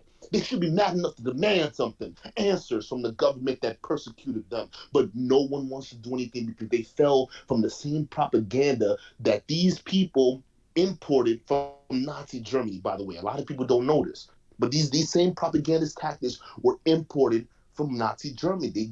When the collapse of Germany happened, they took all these propagandists, all these German scientists, all these guys, they flooded them all to the United States. Instead of apologizing to these people, they said, "No, we're gonna help propagandize you to make sure that you forget what the hell you came from." And that's so sad, because 2023, we're looking at it right now, ain't shit changed. Pearl is just another iteration. Yup. Damn, bars. I don't even know where to go after that, man. You're spitting a lot of facts there, man.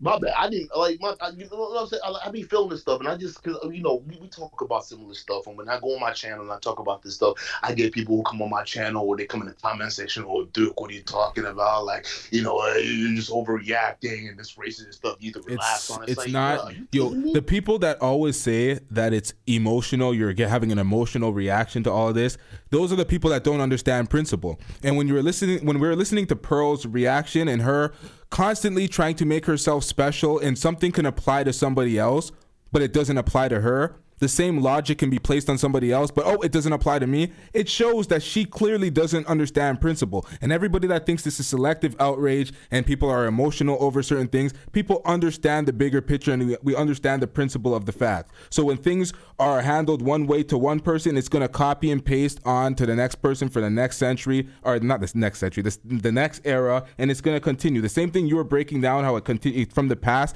and the same problem persists with no fixing, and then they tell you, "Oh, you're emotional, you're overreacting." Oh, they did the same thing, the same gaslighting they did to Malcolm X. They're going to do to every individual. And they always want to they will use a Malcolm or a Martin against people. That's why they use Thomas Sowell against people. They use one individual black's rhetoric and say, "Listen, this guy's supposed to be your Jesus Christ leader ass nigga. So if he said this, you can't go against it." That's what they try. And that's what Pearl's been trying with Thomas Sowell. But I don't subscribe to Thomas Sowell, so I don't even understand what she's trying to do. But what she's trying to do is basically because Thomas Sowell in the white conservative space is considered a black intellectual. Yeah, but that's the thing. White conservatives think he speaks for black folks, which is not true. the white people that try to use him as this black intellectual to be like, oh, he's saying it, he's above you, he has to be right type shit. And it doesn't work for people like me who are not informed. I'm ignorant to I don't know who he is. So you can't use him as an authority figure in that regard. Facts. And even if I did, you still can't, because there's nobody that is the arbiter of truth. There's not one individual Jesus Christ, savior ass nigga that purports nothing but facts. That's not possible. That's nobody. Everybody. Go. It's like people want to build that point. It's like a complete fallacy. Nobody is infallible. Like, nobody. That's why you got like guys like Angry Man. I gotta bring it back to Angry Man, all right? Because listen, Angry Man, bro. I've been listening to Yo, do you know why I don't do any breakdowns on the Angry Man and I don't call out the Angry Man? Because I don't watch him. Because I don't watch him. That's the only reason. I'm like, I don't know anything he's saying. Listen, the only feelings I had with Angry Man at first was because of the whole, you heard about him with the Kevin Samuels situation where he was calling Kevin Samuels the F word, the end in the G, that insinuated his sexuality, and he was talking about Chelsea boots and all this bullshit, right? This dude was whining. I thought it was the most appalling thing ever, because it's like, yo, what the hell? You'll be emasculating the man because he took your talking points. Bruh, nobody owns talking points. So I criticized him for that. He came on the show, we talked about it, and we were cool after that. And, to a certain degree we are still cool, but when this Pearly thing broke out, you listen to what he's saying, the way he's chastising black people, using the same exact arguments these white conservatives are using, where it's saying get over it, systematic oppression is not really a thing anymore, you got to stop thinking you're a victim. It's like, first of all, it's not saying that people are believing you're a victim, because you guys are people who are believing that black people are victims are neglecting the black people who are actually making it not only to the middle class but beyond up middle class, into the upper class, even to the wealthier classes, despite the systemic injustice. Matter of fact, there are videos of people who are black people who are in upper classes still being treated like common Negroes, being put in handcuffs, not being given the benefit of the doubt. You can see videos on YouTube out there until they find out their status, and all of a sudden these cops want to act all different because, oh my God, I can't believe I put a basketball player in handcuffs. Just relax a little bit, right? So there are clips on that. So even with these upward mobility we have, despite the issues that we're going through, there's still that systemic injustice that is still going through. So how dare these motherfuckers come up here and say, oh, well, you guys are talking about racism doesn't exist. It don't matter. Here's the thing. No matter what, no one is seeing themselves as victims. Because we're calling out this straight injustice, we're calling ourselves victims? That's not what it is. Because despite this, we're still persevering. We're still making these upper classes. We're still thriving. We haven't died down past Jim Crow, past slavery. We're still here. We're still making it. What we're saying is we want the same rights as them niggas got. The white folks. We want the same rights, because if we didn't have the same rights, why do we have to keep adding policies year after year? Why do we have to keep fighting for policies year after year? If we were truly equal, there wouldn't be any extra laws. It'd be the exact same laws that they came up with the founding of the fathers, right? All men are created equal under God. But we know all men are not created equal under God, because fast forward 23-3, we're still putting in amendments, we're still putting in policies to try to make things quasi-equal. What that tells you is America is not trying to face the truth that you're still a second-class citizens. And it's not just for black folks. This is happening to all immigrants everywhere. It's the way it's the best way for them to keep that separation so we don't catch up, because they've seen what we can do. Even with all these handicaps, we can still get there, right? So imagine if the veil was lifted. We'd all catch up. We'd all be in the same place, probably surpass a lot of these niggas. And they don't want that, right? So I just find it interesting that this whole manosphere right now has been hijacked to go ahead and convince a lot of, because the manosphere is going to be a new thing.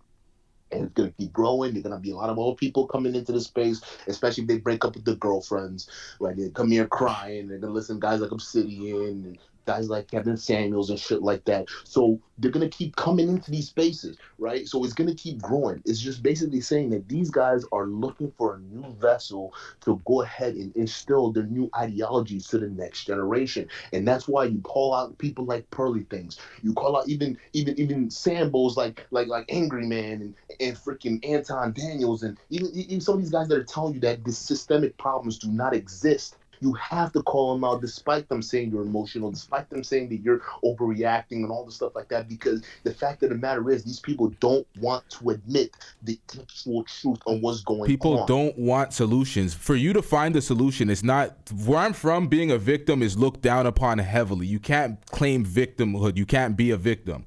The thing is if you look at something and you're trying to solve a problem, you cannot ignore the systemic problems when you're trying to be successful in a field. So by ignoring it, it's just like, okay, you're not really trying to have a solution now. You're just trying to basically succeed in the face of whatever problem you have while not addressing it. Let me get to the super chat real quick. We have B2 Cool with the $5 super chat. I'm actually let you take the rest of the floor, bro. If you have any questions for me, I'm gonna be right here. But other than that, hey, hold up.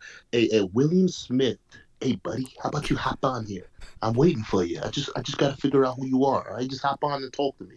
But I'm gonna let you have the last word, bro. Yeah, William Smith ain't calling in, man. He was just there to troll. All right, so B2 Cool with the $5 super chat. It's also like how the conservatives favor Jesse Lee Peterson sold out ass. Shake my head. I have something in regards to Jesse Lee Peterson. I found something with Jesse Lee Peterson on with Dr. Phil with Anton Daniels. I don't know if y'all seen that before. Those niggas in that clip. Wait, Jesse Lee Peterson did something with Anton? He was on. Hold on, I think I was gonna leave that for another reaction, but that I was witnessing this. I'm like, when did this come out, and why did YouTube hide this from the algorithm, and why didn't they recommend this ASAP? Because I seen this and I was like, holy, these niggas are on. I don't even want to describe it. I want to react to it. Yo, hold on. I think I have that somewhere.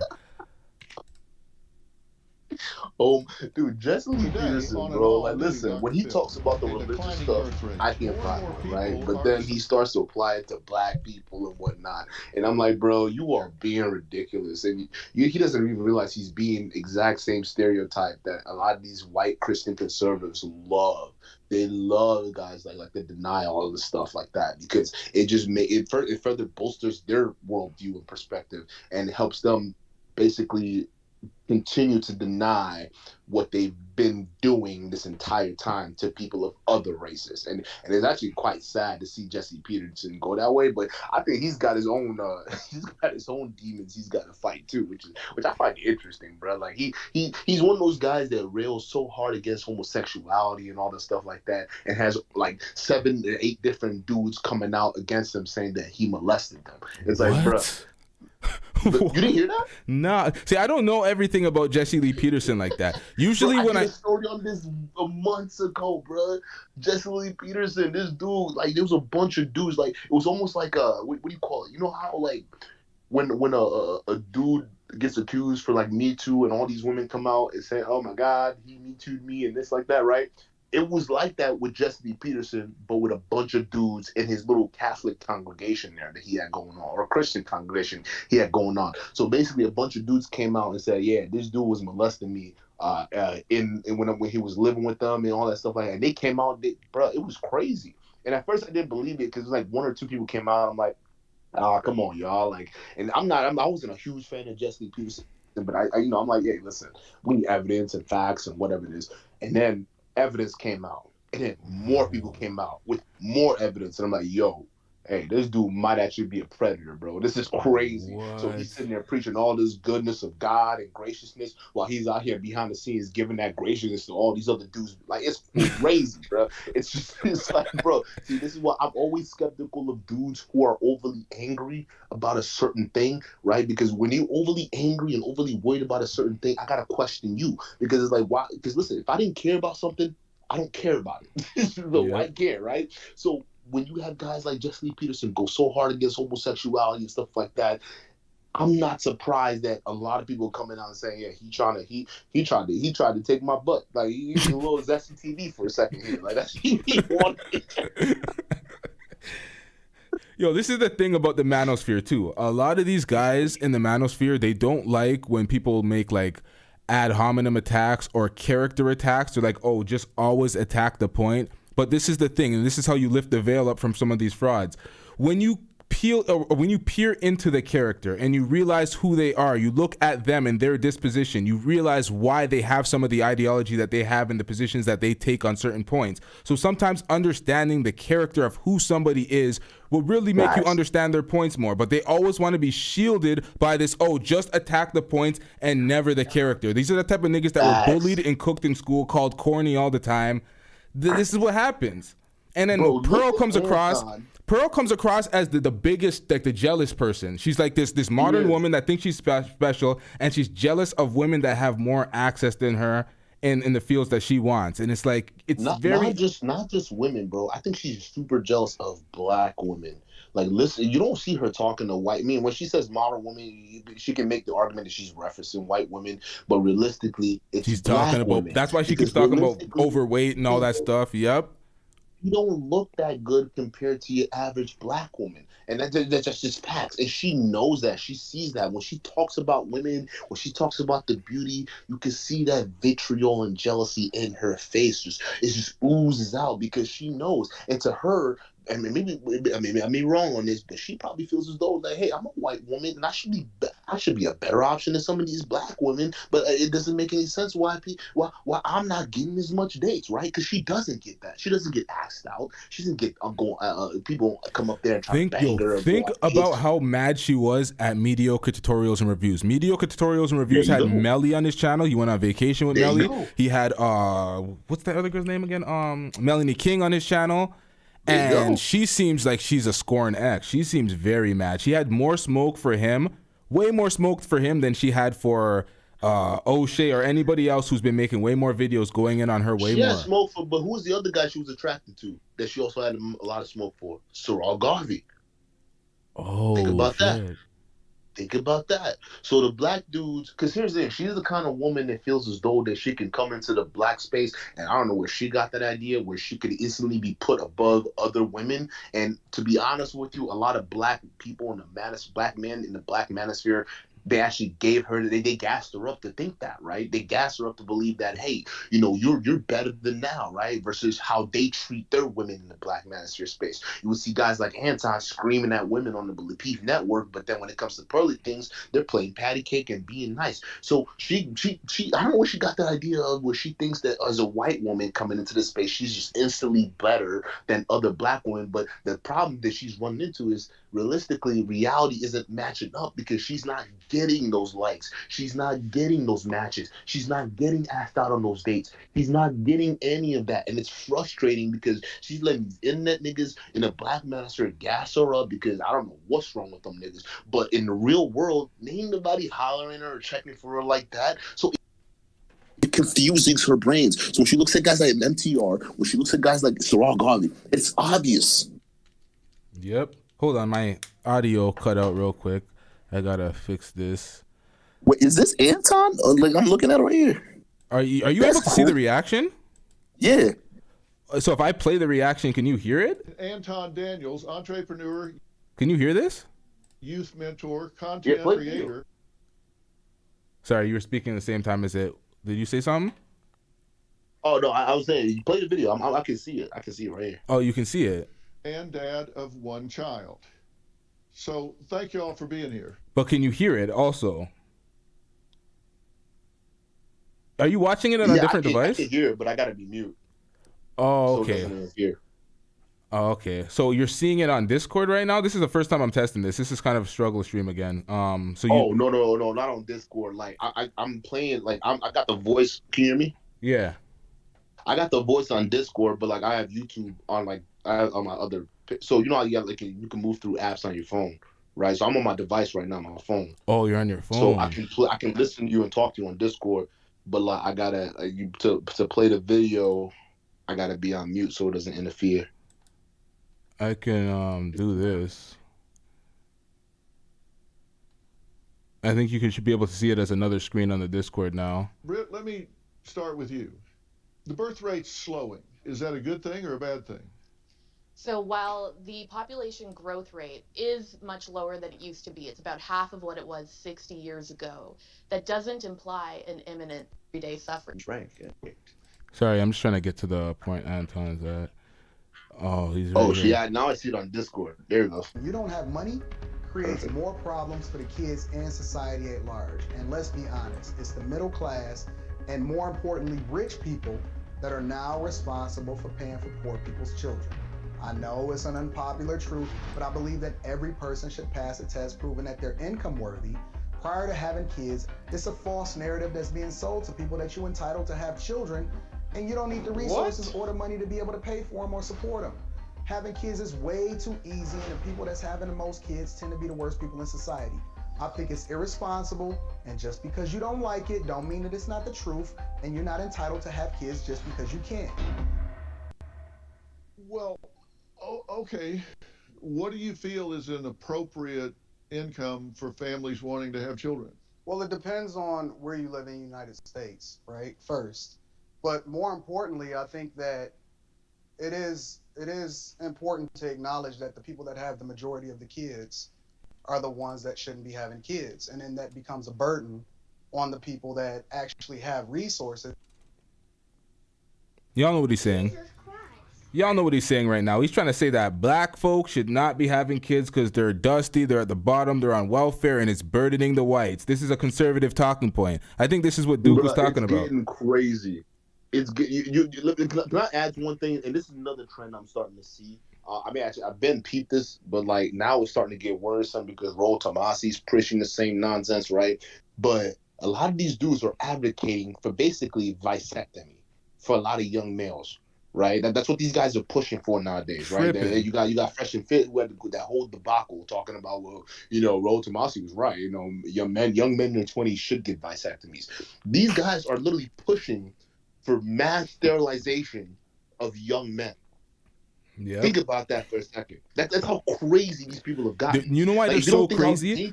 That's so dangerous, and it's crazy because they already treat black women horribly in the medical field. And when it comes to black women trying to have kids or getting treatment from doctors, they get this is a show that I have to do in and of itself because this is a major problem that a lot of black women speak about, and it's not spoken about enough. The treatment that they get in healthcare it's atrocious. It's atrocious. They're trying to sabotage their reproductive organs. It's so bad. It's so bad. And now they're trying to do it with the black men. And they're doing this under the guise of, well, you need to go out and have more sex and party and do more things, and these modern women belong to the streets, so you don't want to get them pregnant. And what they're not telling these men is like, hey, the longer you cut off, you snip your balls, right? The more difficult it is for you to actually have kids later on. And who are the people who are pushing this agenda? Not only Fresh and Fit, but you got a lot of these guys in the manosphere or in the red pill, and a lot of brothers are buying into this shit. They're saying, oh, we got to get vasectomies. I'm like, are you guys stupid? First of all, y'all not even having sex to the amount of volume where you need the vasectomy in the first place. Second of all, you understand what that entails. Basically, these guys are trying to be the new Margaret Sagers, right? We left Margaret Sagers back in the 40s, 50s, whatever the era she came from, right? Nowadays, these guys are trying to bring it back. So, yes, you're absolutely right. They're actually sterilizing black women right now. You can see with Planned Parenthoods. Ironically, they try to use that as a talking point. Oh, black women abort babies. Who are putting these Planned Parenthoods in black neighborhoods, dummy, right? And on top of that, now you're starting to see the sterilization of black men. Like, y'all don't understand, bro. These people don't want y'all to reproduce, and y'all are sitting here supporting and clapping and shucking and jiving with these losers like it's a fun and games. And when we called out, we're called emotional. Yep. I find it wild. It's a shaming tactic. Everybody wants to use their own shaming tactic and call out other people when they're doing theirs. But it's all hypocrisy, and it's all the same thing. I'm going to play a little bit more of this, but I forgot that I didn't even do Mediocre Tutorials and Reviews entire reaction. I kind of skipped over that. But I'm pretty sure people seen it on his page, and it wasn't that relevant to the entire live stream. So let's get back into this. We then start to say, take more resources from people that have, and then we become a socialist society where we start to pass out more resources, and then we babysit. We make our teachers become overglorified babysitters instead of being able to actually teach. Because if you've grown up in the environments that I've grown up in, even though we had resources, you realize that most of these environments and teachers and these kids become latchkey kids, and they don't have the resources. And then you take into consideration that inflation is at an all-time high, and it's becoming more and more expensive every single year. in order to give a kid the resources that they need in order to be able to thrive. And so when you see that the population is starting to decline, or there's young people that's starting to make more informed decisions and say, hey, we shouldn't have kids, or maybe I should only have one because we only had one, they're taking into consideration what it really takes in order to raise that kid, instead of just recklessly having children for the sake of creating a slave culture. Okay, take a breath a minute here. I'm passionate about this, Doc. You pause it real quick. Yep. Well, look what happened when China had that one-child policy. Look how it's fucking them in the ass right now. Yep. Listen to this clown talk. Like, listen to this clown. Oh my God, Jesus Christ, bro. It's like he wants to take away. He wants to take away the freedom and civil liberties of Americans. He wants to turn. Why? Yeah, man. Let's get back into this. And you know what? Notice how he's talking. That's how you know this nigga don't understand business or economics, right? He's talking about inflation because inflation's up and no one was thinking. No, buddy, that's not why inflation's up. Inflation's up because banks are printing money off of people's deposits. It's called fractional reserve lending, and that's been happening for a very long time. And now you have all these other things that are happening where we're funding all these unnecessary wars. We're funding all these neo-colonialist operations in Africa and all these other countries. That's causing America's bill to go up. That's why we have deficit spending every single year. They have to raise the debt limit because we are spending too much money, and every year Congress finds it hard to say no. It's not because black people are having too many kids or people are having too much kids. Nigga, we need more kids. We need a fresh new taxpayer base for the future. If we don't, we're going to end up like all these other European countries that have to import immigrants because they need to replace their dying population with a fresh, young, healthy base that can pay taxes to fund the retirements of these old folks. Europe is dying because of this bullshit Anton is spewing right here, but listen to how they're trying to make it seem as though, oh yeah, this is a virtue because black people, we're having kids because we can't take care of them.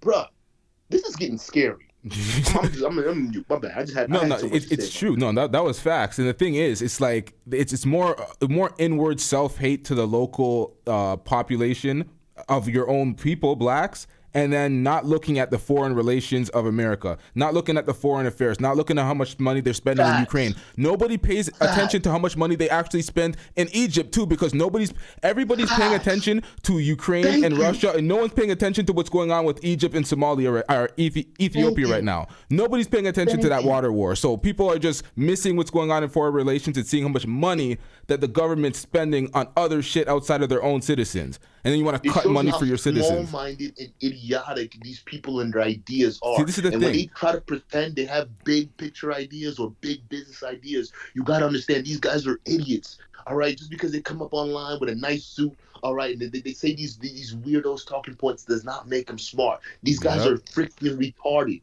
Yup. This shit like it's dumb, bro. The thing about me is I'm from Toronto, so I think with a global mindset. I make most of my money in America, but I think globally. I don't think locally because Canada sucks. I'm gonna keep it a stack, so it's not like I'm not thinking within my own country. I'm thinking globally.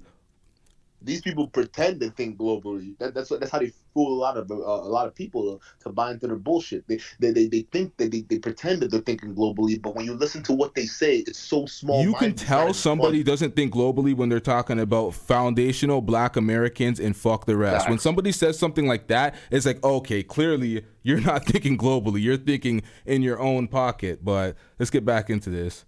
Who disagrees with that? Raise your hand. Yeah. Okay. What happens when someone loses their job or they lose their economic sustainability and they already have children? Here's the key, though. One of the arguments that we made earlier in the segment was that we don't have enough young people to take care of old people. Is that our responsibility to bear your cross? Should we take care of you? You said, is it our job, young people's job, to take care of old people? Yeah. Yeah, it is. I think that's a measure of society, is that we take care of our what children did he say? and our old Yes! Oh my. I think that's one measure of society, is that we do that. Terry, you wanted to say something. It's not about having like poor people stop having kids, or if we have less kids, like the climate's gonna get better.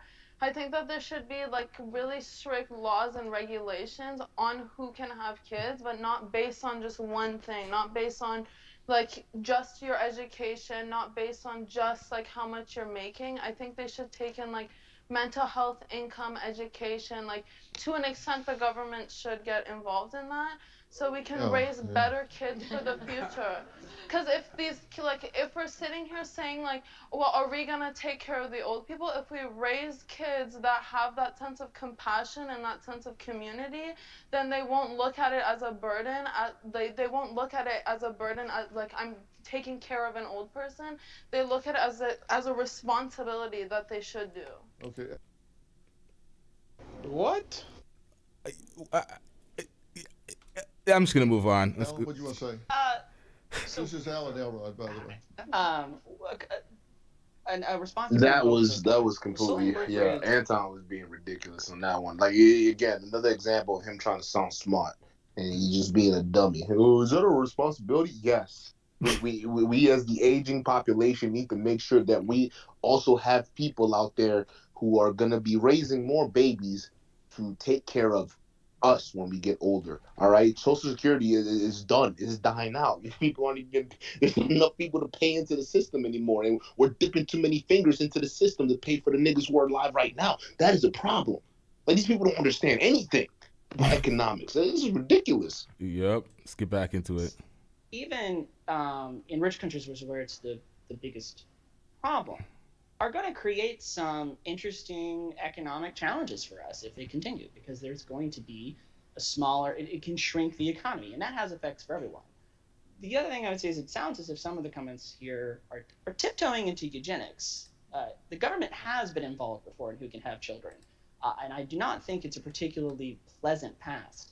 That's a slippery slope. Hey, I got to take a break. Now, I'll let you talk about that in a minute, but everybody just think. Now, that guy is right. That is a step into eugenics, and it's a terrible slippery slope. Bro, if they could see it clear as day, why isn't it obvious to everyone else that's being spoon-fed Anton's bullshit, right? This is clear. It's eugenics that they're pushing for.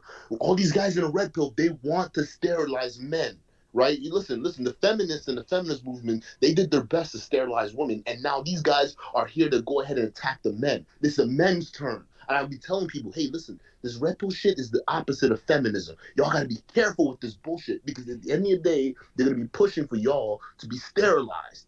No one wants to listen. Everyone's saying it's all about male freedom and male success and excellence. What happens when you can't even have offsprings? What happens when your whole country collapsed because we don't have enough taxpayer base? Look at Europe. Everyone's worried about China right now. China doesn't even have the demographic to survive the next, 30, 40 years, because every 20-year-old that's going to be alive in the next 20 years have already been born. You can't have any more. They fucked up the population. Think about that stuff. Yep. While Africa's going to have, by 2030, Africa's going to have the highest youth population in the world. Asia, and China specifically, has the oldest population. China and Japan have the oldest population. So they tried that child control shit, and they kind of fucked over their population. So it's a slippery slope, and it's different in those countries because they have an ethnic group that's all the same. When you're in America and you're in a melting pot and you have controlled birth, you know who's going to be discriminated against the most and not being able to reproduce. It's going to be the blacks. It's going to be the browns. Facts. And you know what's so hypocritical about these conservatives when they speak, especially when they start speaking out about immigration, right? Because they get so confused about why Democrats and Republicans alike are allowing certain amounts of immigration to flow through the country, right? They're saying, oh, it's because of the policies and whatnot. It's like you dumb rednecks and you dumb libtards. Y'all don't understand this, okay? The government sees beyond what your puny, tiny brains are willing to see, because you guys are dying. All right, we're not gonna have a taxpayer base to fund your retirement when you're ready to retire. So you sitting here talking about we don't want immigrants, close down the borders. You listen to these politicians push for these policies. Well, guess what? They know better. They know that, hey, later down in the future, these people aren't having kids the way they should be having kids. So what's gonna end up happening is there's less tax money to dip into. Y'all don't understand this. Immigration is what like you said, LTTV, that's what's going to be the future. They're going to start going to these African and South American countries that are already having babies at the normal rate. All right, and they're gonna say, "Hey, come here. Let me fuck up your country some more, and you guys can come up over here. All right, we're gonna go in and fuck up your country. We're gonna put these sanctions in here. We're gonna start these little wars, so you guys can immigrate to these countries because we need the labor." And then these same people, and it was fucked up because you have Black Americans who would even fall into this same trap that would say, "Oh well, why did you leave your country? Why did you leave your country?" It's like, nigga, because your country is purposely making it bad to force us over here so you can use us for slave labor. Yep. Dummy. What the fuck? Like, oh, yeah, that's how that shit works. I'm sorry, did you not take a geography class? Did you not understand how geopolitical scenarios work? That people who say that shit, it just shows me how small-minded they are. Yep. It shows me how small-minded they are because they have to do that. Reason why people immigrate here is because it's by design. Because Your people country don't is dying. people Your don't women understand. Are being euthanized. Your men are being euthanized. The people aren't having as much babies anymore, and your governments are worried. So what do? They go in and fuck up the other countries on purpose so they can bring the immigrants in here to go ahead and enslave them for tax labor so they can pay your retirement benefits, dummy. So ask me again why the fuck I'm here. Yep, it's all a system. It's all a displace to basically uplift your own by displacing others, and it's always systemic. It's always going to be a system. It's never just a random individual act. It's always systems to displace and replace with their resources. Always displace a country to replace their resources with your own. Or I'm mixing this up. I need some water. And it's just so sad because realistically they're not gonna see it now. But wait till 20 years when these guys who are in the 20s or in the mid-20s, they start to get into the 40s and 50s, right? And they start to realize that, hey, maybe that Social Security isn't going to be there. Maybe that social safety net that we all were paying into this whole time isn't going to be there, right? Then they're going to start figuring out, oh, shit.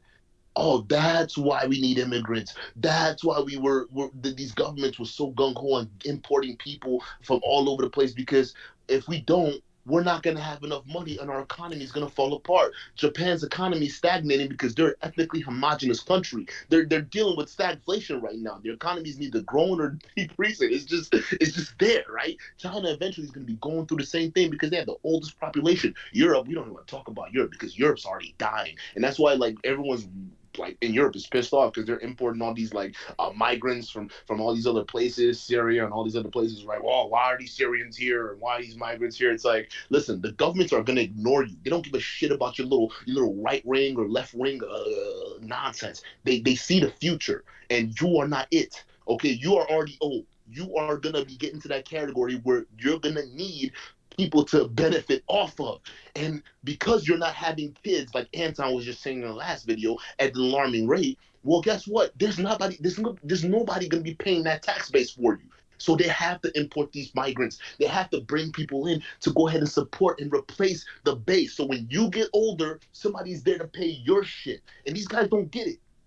These dumb fucks don't get it. And it honestly it pisses me off because I can't believe how dumb our country has fallen into to believe a lot of this dumb rhetorics and not realize it's the same shit that's going to bite us in the ass in the future.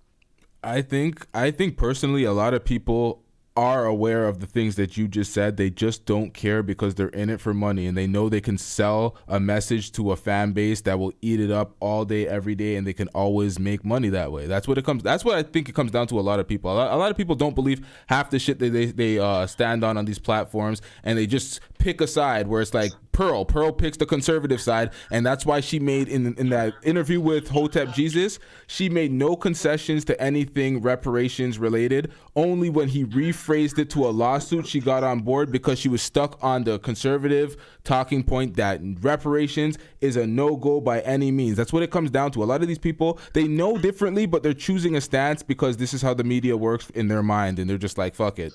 It's the German Nazi propaganda. It's so potent. It's effective. I'm telling y'all.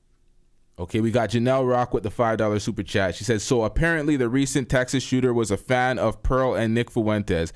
He was watching Pearl's show and agreeing with Fuentes. That goes into that Eminem argument where people were trying to label Eminem a crazy person because of all the school shooters and all the people who are claiming they listen to Eminem and blah blah blah. He can't be. They're not responsible for his crazy Texas shooter ass. Like that nigga has to. He can't blame Nick Fuentes and Pearl. He needs to be accountable for his own actions. He may be listening to them, but at the end of the day, people are individuals. You can't scapegoat someone's influence to be unaccountable for your own actions. So that guy needs to hold his L.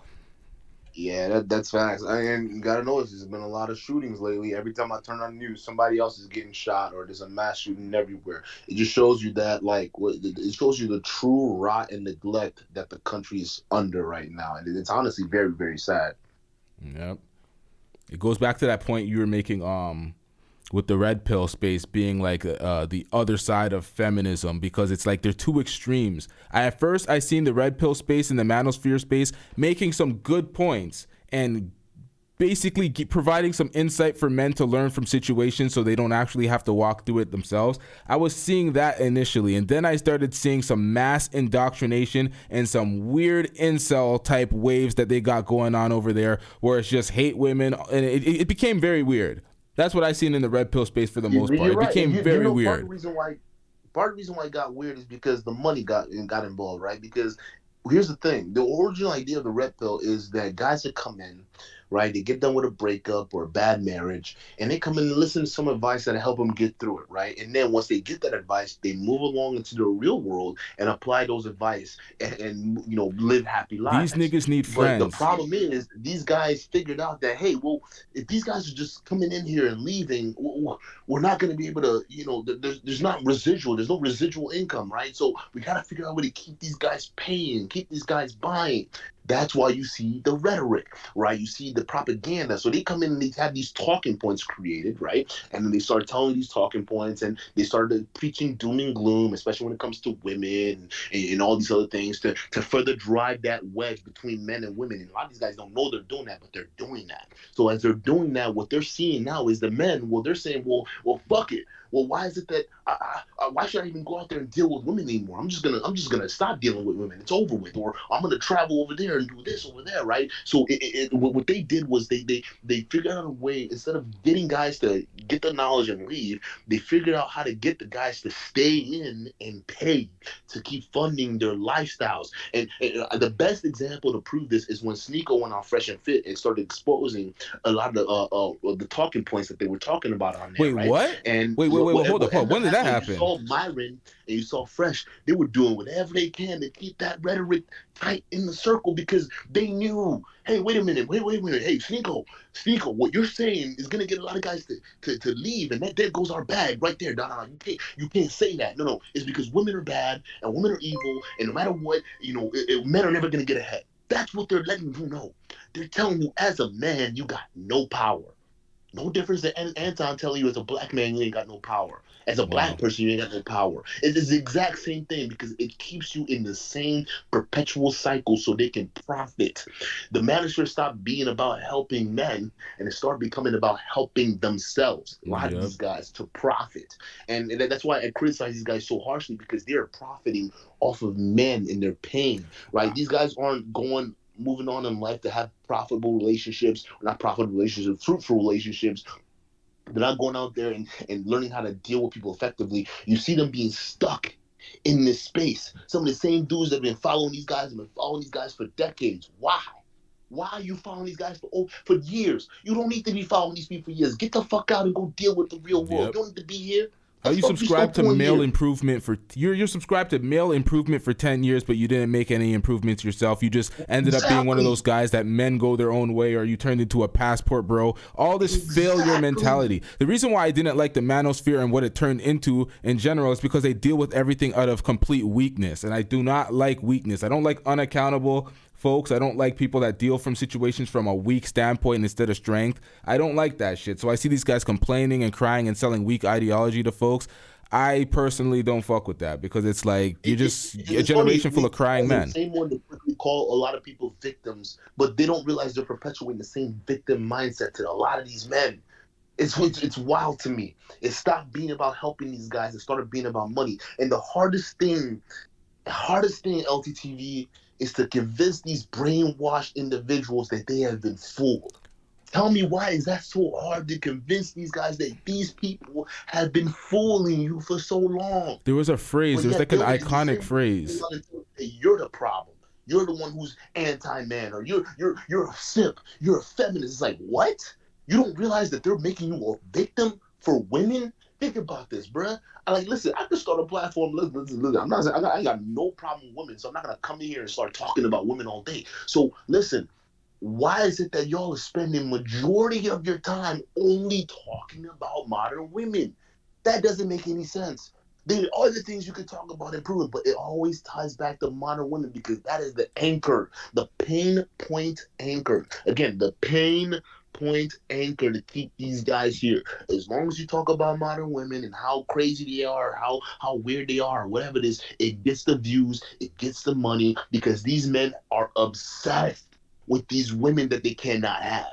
And it's honestly, frankly, just sad to watch. And these are the very same guys that think that they're in the right and think that they're actually in control of their lives because their leader tells them, oh, go make money and go do this over here. That don't mean shit, boy. Because all the money in the world ain't gonna amount to living your life to the part of fulfillment. The problem is the niggas that follow these niggas ain't making money to change their lives. That's the problem. It's not even making life-changing money. That's the worst part about it. Let me read the super chat real quick though. Be Too Cool says, LTTV and Duke, y'all two brothers both see the bigger picture, and y'all gotta continue to expose these frauds and shed light on all the grift and corruption. 100. Shout out to you. Be Too Cool, man. Shout out to you, bro. For real. Think I missed another one, or no, that was a super sticker earlier with the $2. Let me just shout out the name of the person who said that. Bruh. That's what it is, bruh. Nothing else? All right, bruh. Thanks for the $5 super sticker. Duke, I'm actually gonna wrap this one up. I'm gonna react to this Dr. Phil at another time. I'm actually gonna step off, but hey, shout out to you. Hey, listen, keep doing the work you're doing, man. For real. I'm glad that somebody else sees that overarching picture, right? Listen, it's more than just exposing these guys for the tit for tat or whatever it is. It's more about uncovering the bigger picture and think about it, man. These guys want to sterilize you. These guys are not for you, bro. They want you to be sterilized, and they want to keep you paying and live a sad, miserable life. And at the end of the day, they're keeping you from building the necessary skills to even not only deal with people in the future, meaning women, because women are 50% of the population. And the fact that they're teaching you not to have those skills to deal with, I'm talking about deal with women, not in a sexual way, but like in a relationship way down the future. They're not teaching you any of that. Just have sex with them and leave, right? They're not teaching those skills. And the fact that they're not teaching those skills is going to leave you guys lonely when you get up in years. So yeah, it's going to be fun and games now while you're young, right? You're doing your thing and you go get your little snip vasectomy and you get over it. But when you start getting that itch, when you turn 45, you start to turn 50, you start to look around, your friends are having kids because they're not paying attention to this manosphere shit, all right? They're having families, so they got people supporting them. And once they start having families, when they're dying around them and you sitting there alone with your dog and your gun, well, guess what? Don't say we didn't warn you, because that's what these guys are setting you up for, right? Captain Samuels want to say the women are going to sit up there and die alone with the dog. Y'all are going to be in the same exact boat at the end of the day, and that's what these guys are setting you up for. And I think it's actually worse than that. They want to euthanize you. And y'all need to wake up. All right, it's getting bad. So I appreciate what you're doing, LTTV. It's bigger than just Pearly things. It's bigger than just a lot of these grifters. These guys are pushing a messaging that's going to be severely harmful to men in the future. But thank you so much for having me on, brother. Yeah, no problem, man. Call in anytime. I'll make sure to call into your show as well. You cover some topics that I actually no, because there were some times where I actually do want to call in. I'll be on the road or something, and I'm like, fuck, I want to talk about this topic, but I'll make sure to return the favor and call in on your show. Respect for calling in, bro. Of course. Take it easy, brother. All right, peace. And that $5 super chat was actually from Bruh Man. My bad. I thought it said bruh. It didn't show me the end of it. It's Bruh Man, however you say your name. Yeah, we're gonna react to this Dr. Phil part at a later date. I'll send this to Duke so Duke can react to this on his channel if he would want to as well. Shout out to everybody in the chat. We did not finish Mediocre tutorials and reviews part in his reaction to Pearl. I think I might take the second to just do that now. There was only a few minutes left, and I want to give it a fair shake because pause. Hold on, let me find this shit. Goddamn, what's on my screen right now? Oh, it's just me. All right, cool. Yeah, this was a long stream, y'all, and I'm not used to streams this long, but I enjoy them. I ain't mad at it. Shit, where's my shit? Hold on, y'all. Hey, yo. Okay, there we go.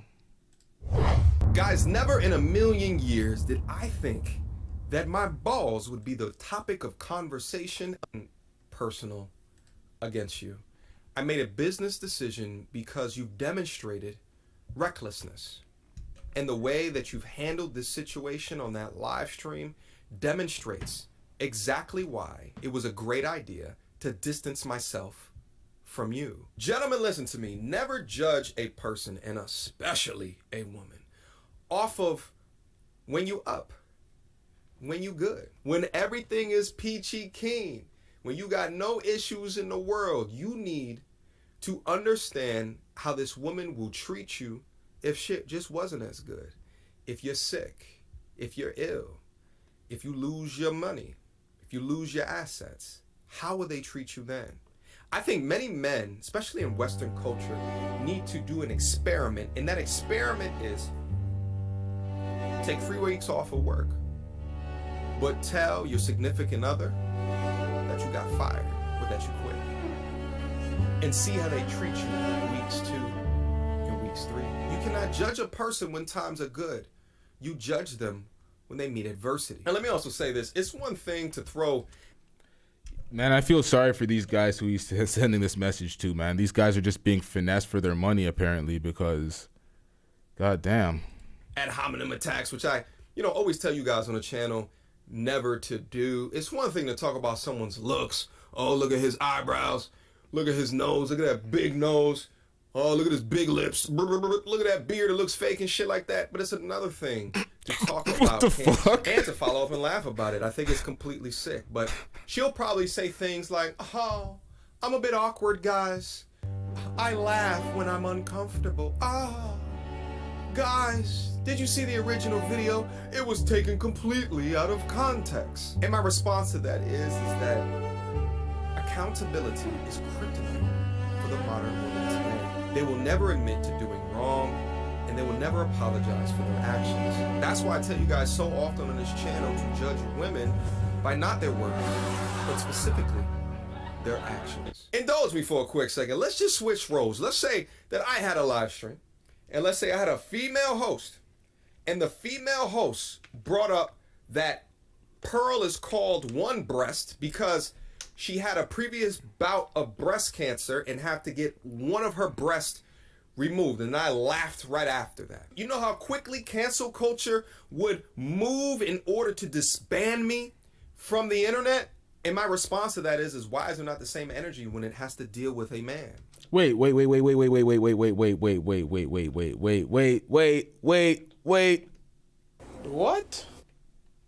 Wait, what is he opining for her to be canceled for the comment? Is it because, wait, this is what she was talking about when she said feminist shit. This is what I'm saying. The only points Pearl made was in regards to mediocre tutorials and reviews. Cancel culture would move in order to disband me from the internet. And my response to that is why is there not the same energy when it has to deal with a man? Yeah, that's corny, man. Yo, somebody was arguing with me in the comment section. They were saying there that our generation's fucked up because I was caring more about the content being released, although he doesn't want his brand affiliated with it, instead of the laughing at the cancer. He's saying where our generation was fucked up because, and then he thought that I have to basically restate this conversation because the man deleted the comments, but he basically said that he didn't know that Mediocre Tutorials and Reviews shared the cancer story. So I let him know that. And then he's like, oh, he was wrong. But he wasn't wrong, because Mediocre Tutorials and Reviews actually cared more about the cancer, or the laughing at the cancer, than the actual content. So the man deleted his comment after he said, when you're wrong, and he was wrong. He admitted he was wrong, but turns out he was not wrong. Mediocre Tutorials and Reviews actually cared more about the cancer, or the laughing at the cancer, although he shared the story. He shared the story publicly. When people get on the platform and you share stuff voluntarily, you should be okay with it either which way it goes. If someone laughs at it, someone shames you, it is what it is. You can look at it and be like, that's distasteful, because who laughs at a cancer survivor? That is distasteful. That's corny as fuck. But you shouldn't be hurt by it. It shouldn't really affect you in that way. I thought it was inconsequential. I thought the real issue was the fact that you're going to be on her platform. That's what I thought. I would have a problem with that, her still using my likeliness and then trying to copyright strike me if I use my own likeliness in those same videos. So that's what I would have had a problem with. It is what it is. Nobody should try to get anybody canceled. You have a choice not to watch. Platform where you say you support men, but to laugh at a man regarding his cancer struggle is like a corn star winning Virgin of the Year. It makes literally no sense. He's right about that. It makes no sense. You can't. Well, no, you can't. You can't be an advocate for men and then laugh at testicular cancer. Although it's to the individual, it's still the testicular cancer. You're not laughing at the individual. You can't do that. He's right about that. That is. But Pearl is the ultimate modern woman. Let's be real. To end off, guys, as men in our society, we go through a lot of pain. We go through a lot of struggle. Charles Indig from Australia with the $5 super chat. Shout out from Australia. Love the channel. Have you seen the video where Pearl interviews her parents? It's a hot mess. I have not seen the material where she interviews her parents. I've only seen... Now this is going to sound funny. I only seen the material where I can actually kind of cook her for her insane comments. Never watched the wholesome content or the alleged wholesome. I don't want. I'm not a Pearl fan. I don't watch Pearl's content regularly. Go through a lot of shit, but women like Pearl will utilize our pain, hurt, and struggle in our modern day society today without having true empathy for it and profit off of it. To all the men out there, to all of the cancer survivors, to all of the family of cancer survivors, I take full accountability for previously working with the Just Pearly Things platform and network. I cannot change the past, but I'm going to do my best in selecting the best representatives of people to work with in the future. Or shit, maybe I just won't even do collabs at all in the future anymore. Or you can have a better judge of character and do your homework on who you align with before you do that. You don't have to go to the extreme of no collabs, but you can do what you want. It's your platform. Moxie said, I only know Pearl's content from you guys. That's the thing. A lot of people get discovered through reaction channels. Kevin Samuels, when he was alive, he shitted on reaction channels because of the coverage that he was getting. They were kind of going at his points. And he tried to shit on reaction channels as well. But I discovered Kevin Samuels through an Abba and Preach reaction. So sometimes you discover people through reaction channels. They want to hate on it, but it's free promo. You guys just can't handle the criticism. That's what it comes with. It's almost like, okay, we're gonna keep it 100% with your content. We're gonna give you the honest truth about your content, and you're gonna get this free promo. But you might get cooked, might not like it, but it is what it is. Let's get into it. All right. Questions, comments, concerns. Wait, what the hell? Y'all already know what to do. Mediocre Tutorials and Reviews at Gmail. Oh, that was it.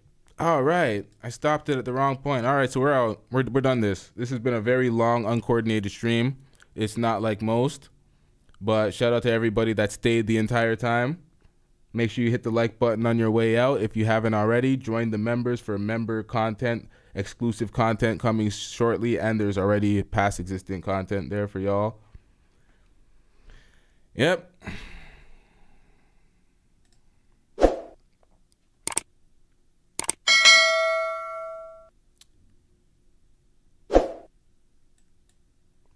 We out.